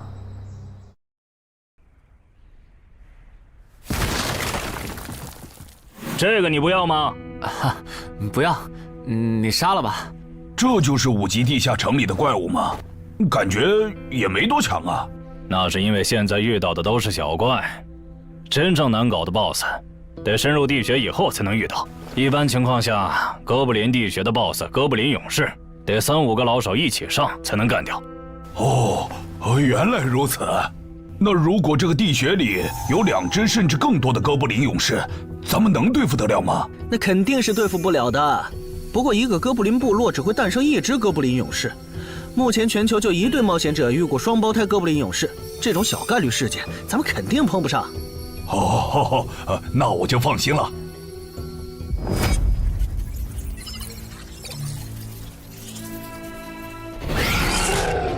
速战速决，别让他们逃回去报信。麻烦了。啊？你指哪方面？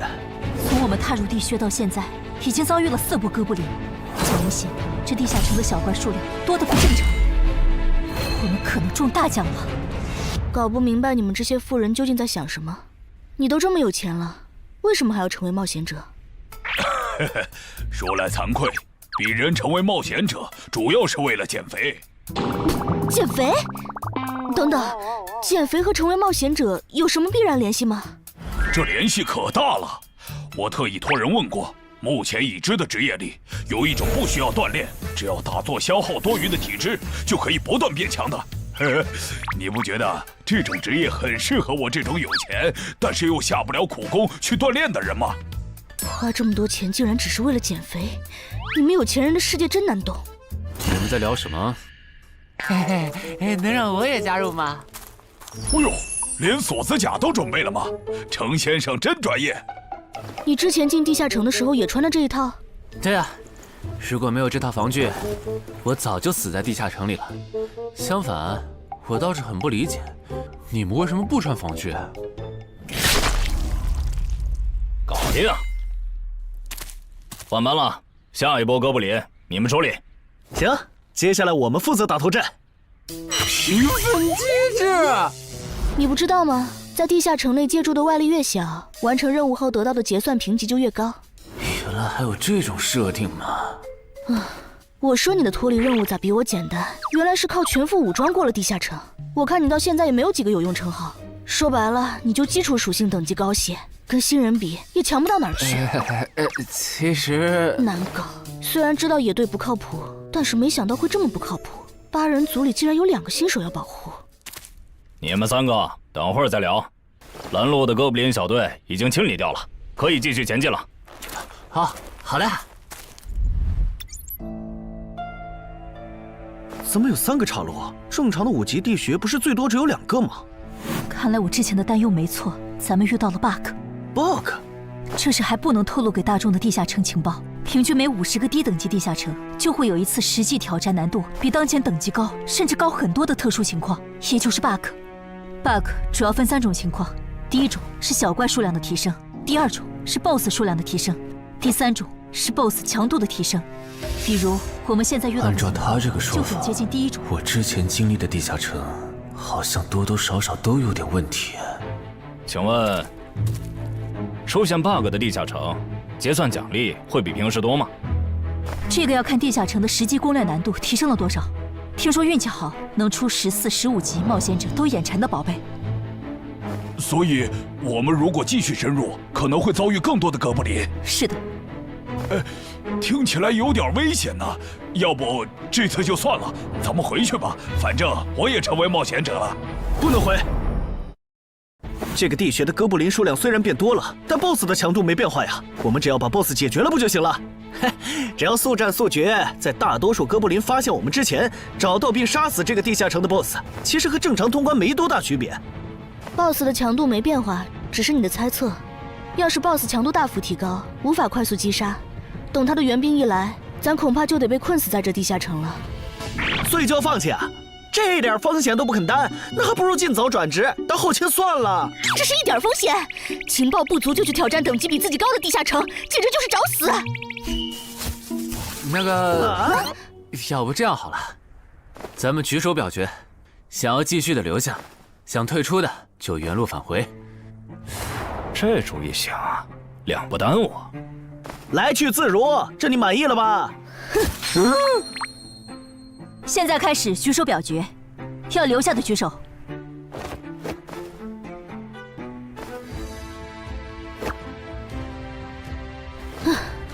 所以说野队就是野队，完全没有风控意识。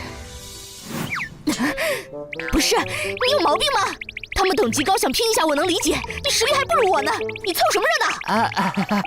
但我还是想试试。既然大家已经做出选择了，那就在这里分道扬镳吧。王老板，你的通关费用我晚一点退给你啊。哎呀，不用，就当交个朋友了。走了。哎呀，你等等我！一定要走左边吗？我觉得右边更好啊。那就猜拳，谁赢了听谁的。要是平局怎么算？靠谱吗？这两人平局就走中间呗。我怎么感觉上贼船了？石头，剪刀，布。好耶！我赢了！呀，早知道出剪刀了呀！可恶！等下 BOSS 出来了，你不用上，你就负责清小怪，别让哥布林打扰我施法。没问题。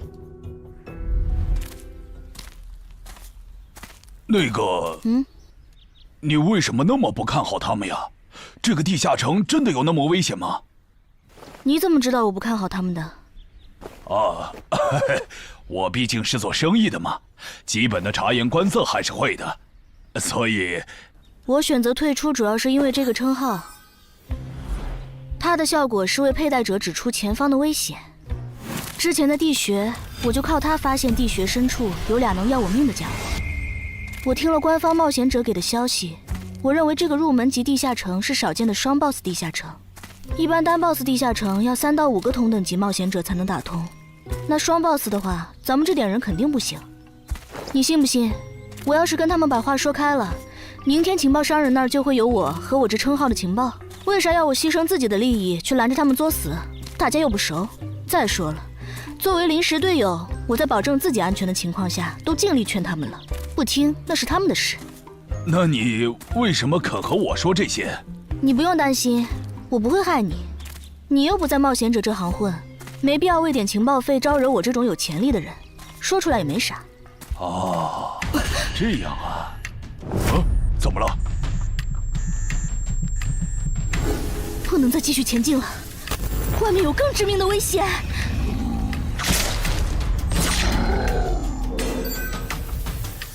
2级速能法术，烈焰爆！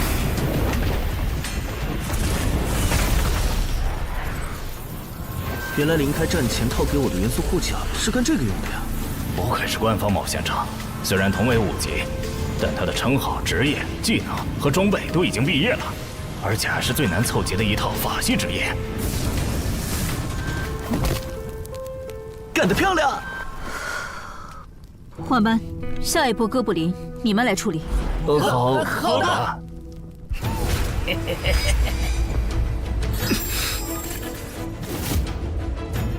啊！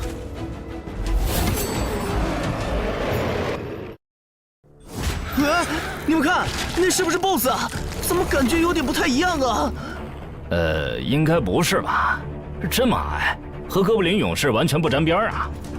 等等，这是，大家小心，这确实是 BOSS， 只不过不是哥布林勇士，是哥布林萨满。与我冲！大家速战速决，在哥布林勇士出现以前结束战斗，不然我们就危险了。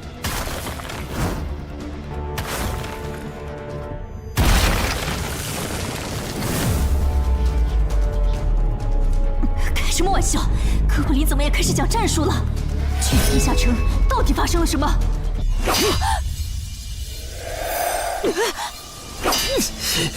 快走，我来会会这家伙。林那边好像遇到麻烦了，你们出个人去帮忙。你在开玩笑吗？这么多哥布林，我们哪抽得出人手？快去帮他们呀！这边我一个人能行。可是，走啊！你待在这儿，影响我发挥。我会尽快解决掉哥布林萨满，然后来帮你。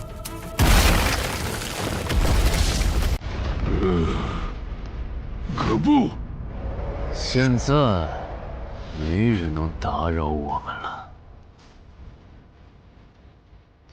来。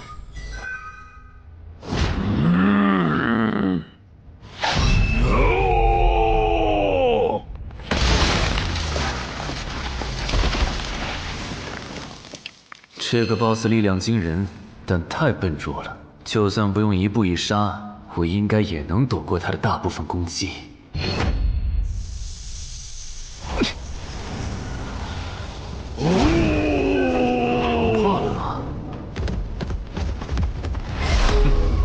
太简单了。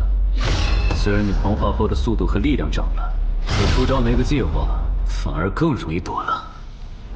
所以，这就是5级地下城 BOSS 的强度吗？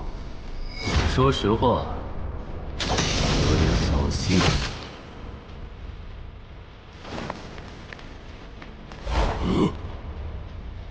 你这种程度，连当我的开胃前菜都不配。可不！连死战到底的勇气都没有吗？这样看，我以后不用对5级地下城抱有期待了。这个地区到底还有多少哥布林啊？再这样下去，我可顶不住了！再用一次那个火焰魔法！你以为我不想吗？这个哥布林萨满一直在用低级法术干扰我施法。等一下，通关任务怎么完成了？我的也是。石洞山市民解决掉了哥布林勇士，大家再撑一下，他等下应该会来支援我们。我看不见得，他既然已经完成了通关任务，就没有理由再回来冒险。那咱们也撤吧，反正通关任务已经完成了。不行，如果我们不能一鼓作气杀死哥布林萨满，那撤退的路上我们会被他们耗到死的。您说的对，现在还不能撤，大家顶住！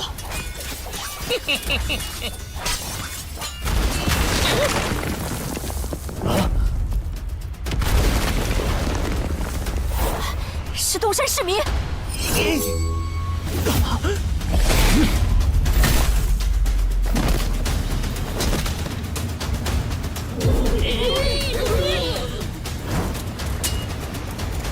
你从哪儿找来的大佬啊？双 BOSS 地下城就被他一个人打穿了？不是我找的。关于我的事情，麻烦大家帮忙保守秘密啊！明白。你这种有潜力的新人，容易被人盯上，等级没升上去前，确实不能太张扬。理解万岁。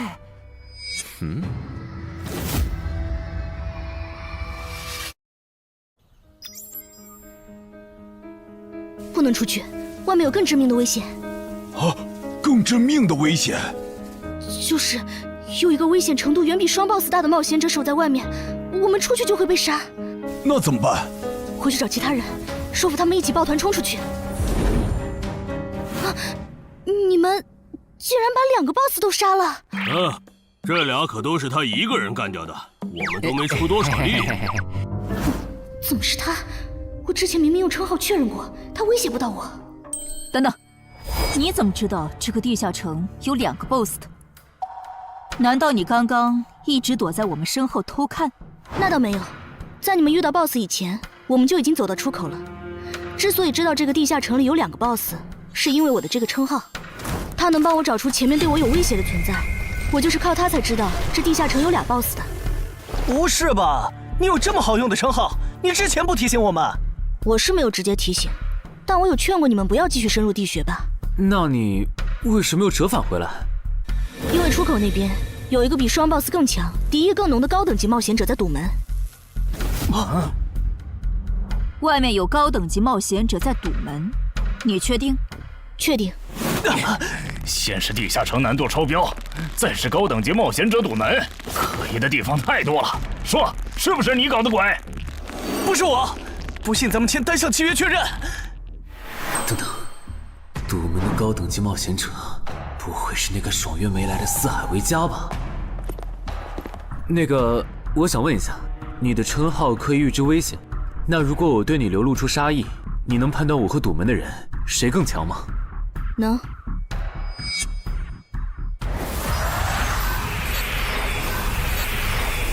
现在，我和外面的那个高等级冒险者，谁强？外面的要强一些。明白了。那摆在我们面前的，就只有一条路了。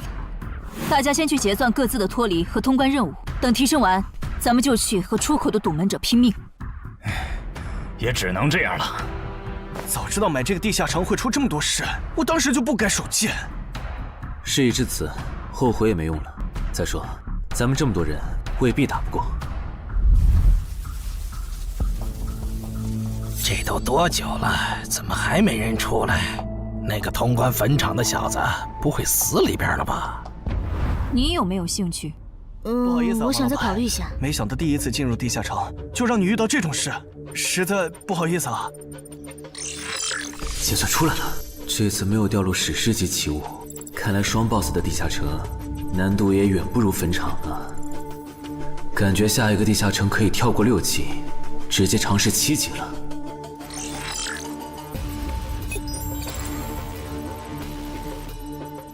不算置死地而后生的话，能在一会的战斗中派上用场的，应该就只有扮猪吃老虎、奇迹生还者与传奇过招、自适应、暗行艺术和守护者。与传奇过招这技能比置死地而后生差点，能让我状态拉满，但要扣4力量、4敏捷、2感知。至于暗行艺术，应该是和扮猪吃老虎搭配，靠扮猪吃老虎走到目标的视野盲区，然后换暗行艺术逐渐接近目标，最后再切到置死地而后生，从而打出完美的偷袭。至于守护者，最合理的应该是依靠与传奇过招的感知+2，提前确定目标的下一步动作。要是目标跑去攻击别人，就切换称号守护者去阻拦他。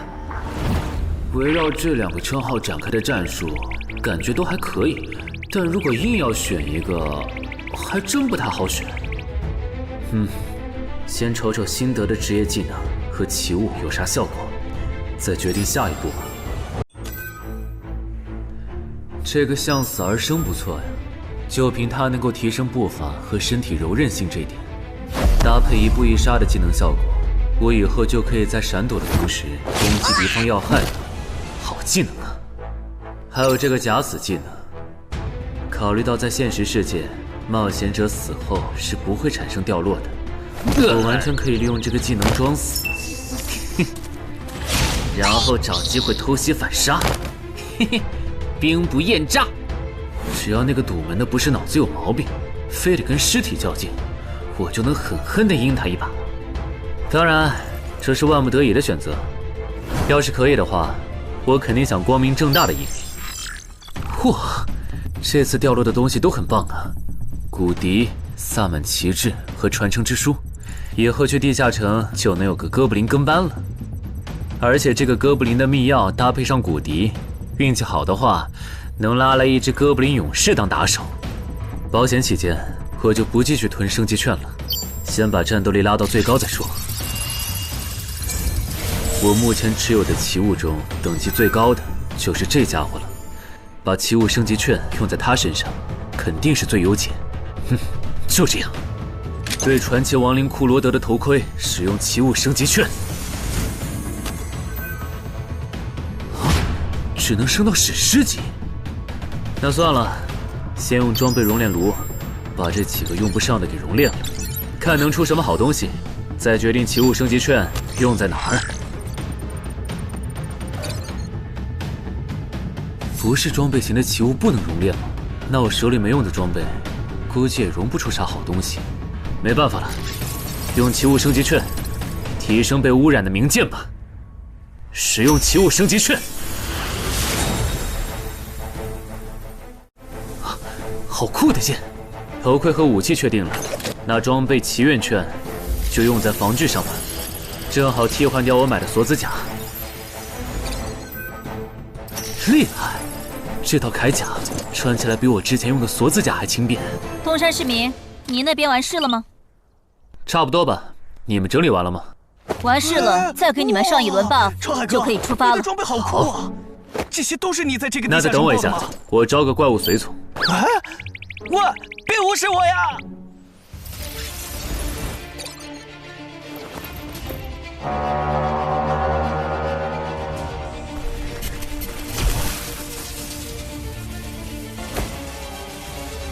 哥布林，你招个这样的怪物随从，没什么意义吧？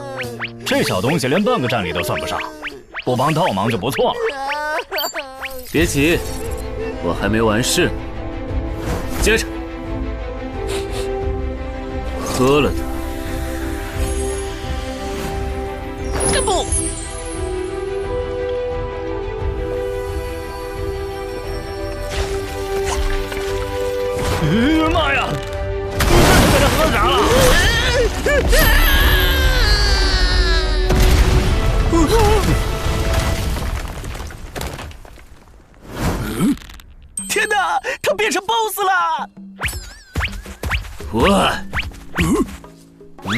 那边有适合你的衣服和兵器，自己拿吧。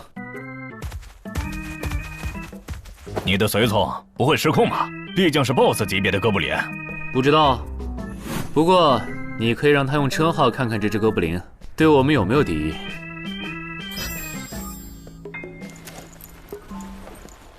看了，他对我们没有恶意。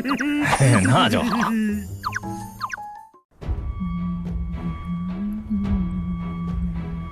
法师护甲以及属性强化，胸之坚韧。好厉害，体质竟然加强了2点。属性增益只有1个小时。法师护甲能给没穿护甲的地方加点防护，虽说比不上你身上这套的防护力，不过有总比没有强。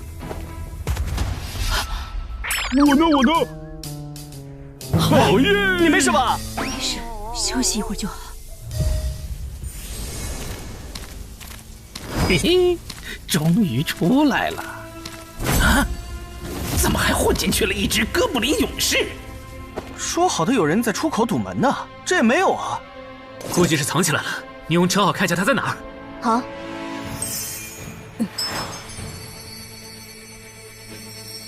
啊，找到了，他躲在1点钟方向最粗的那棵树后面。大家小心，他在入口前面放了很多捕兽夹，注意别踩到了。捕兽夹？哪里有捕兽夹？有探查类的称号吗？真是够讨厌的。原来是他，这么一来就全明白了。女妖之森刚通关，他不去那儿的黑市买通关物资，却来东山碰运气，肯定有猫腻。知道我在东山的没几个人，团队领袖跟我签了保密协议，肯定不是他。那个戴眼镜的护士也不太可能，所以是商里还是徐茂？这个人好像有点眼熟啊！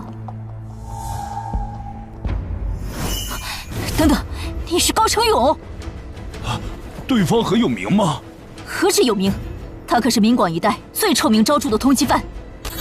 别看他只有7级，死在他手上的冒险者，光是已确认的就有上百号人了。他不光是想抢别人的通关掉落，还想刷出针对人类的称号。说不定现在已经刷出过量杀戮人类这个称号了。看来你很了解我吧？是协会的官方冒险者吗？果然，他已经刷出了那个称号。这样吧，我们做个交易，那小子留下，你带其他人走。这条件可以啊，要不咱们……别信他，协会的档案里，高成勇有放过目标然后再猎杀的记录。要是你们真的信了他的瞎话，等他干掉陈海，再用追踪手段把你们一个个找出来，你们连还手的机会都没有。没错，虽然他嘴上说放过我们，但对我们的恶意一直没有降低。他在说谎。连恶意也能侦测吗？这样好了，既然他的目标是我，那就由我和哥布林勇士主攻。你们看时机牵制，大家都是一根绳上的蚂蚱，这种时候就别心存侥幸了。当然，如果你们中有人实在怕死，那就赶紧滚，别拖我后腿。我们会做好辅助工作的。看不出来你人还挺好的，要是我绝对逼着他们一起上。打你，我们俩足够了。哼，我就知道你们这些走大运拿了 S 级评价的新人，就会自命清高，觉得别人都是你们成长的垫脚石。但现实可不是这样的哟。新人在1到5级时很难搞到成体系的称号、职业、技能和装备。你的武器和铠甲这么豪华，我猜大多是装备吧。不巧哦，我的技能天克你这类新人。可是，迟缓术。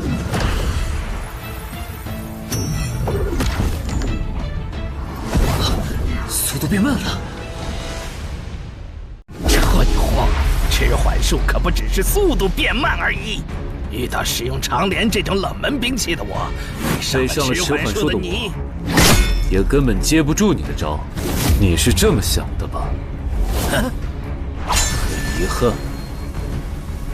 如果你就只有这点东西的话，那很不幸的告诉你，今天你踢到铁板了。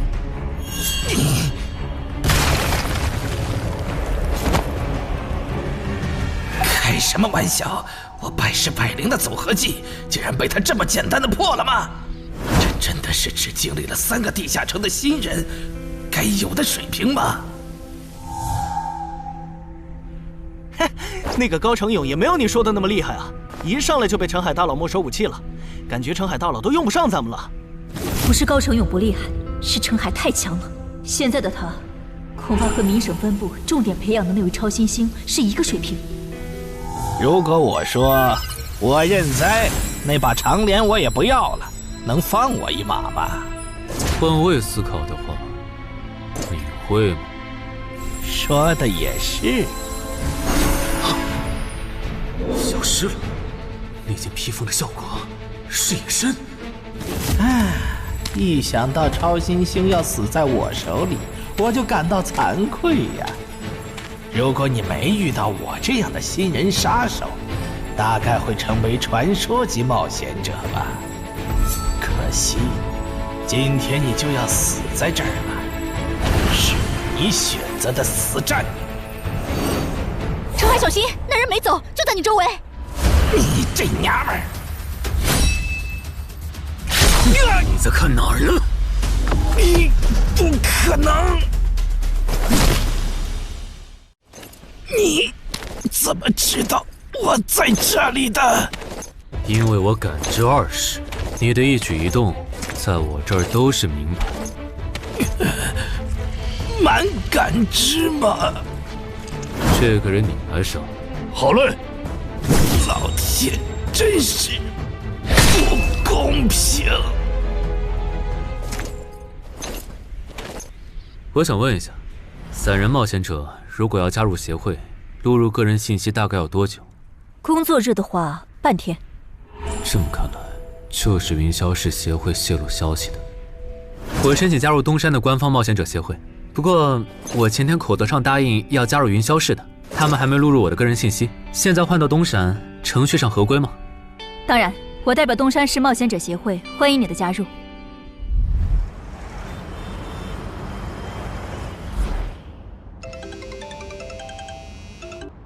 喂，我考虑了一下，还是决定不成为云霄市的官方冒险者了。为什么？你的个人信息明天就能录入进系统了，怎么又变卦了？哈，因为我刚刚除掉了一个 A 级通缉犯，叫高成勇。东山的冒险者协会知道后，邀请我成为本地的官方冒险者。这样嘛，也挺好，成为家乡的官方冒险者，做事会更方便一些。对，我也是这样想的。那我挂了。以后常联系。废物，都是废物！你那边说完了？说完了。哎，你怎么还没走？因为林姐也邀请我加入东山的冒险者协会了，等下要和你一起录入个人信息。这样啊？说实在的，你也被协会邀请加入，我都有点怀疑官方冒险者头衔的含金量了。我不就是在地下城的时候嘴了你几句吗？至于这么阴阳怪气吗？小心眼！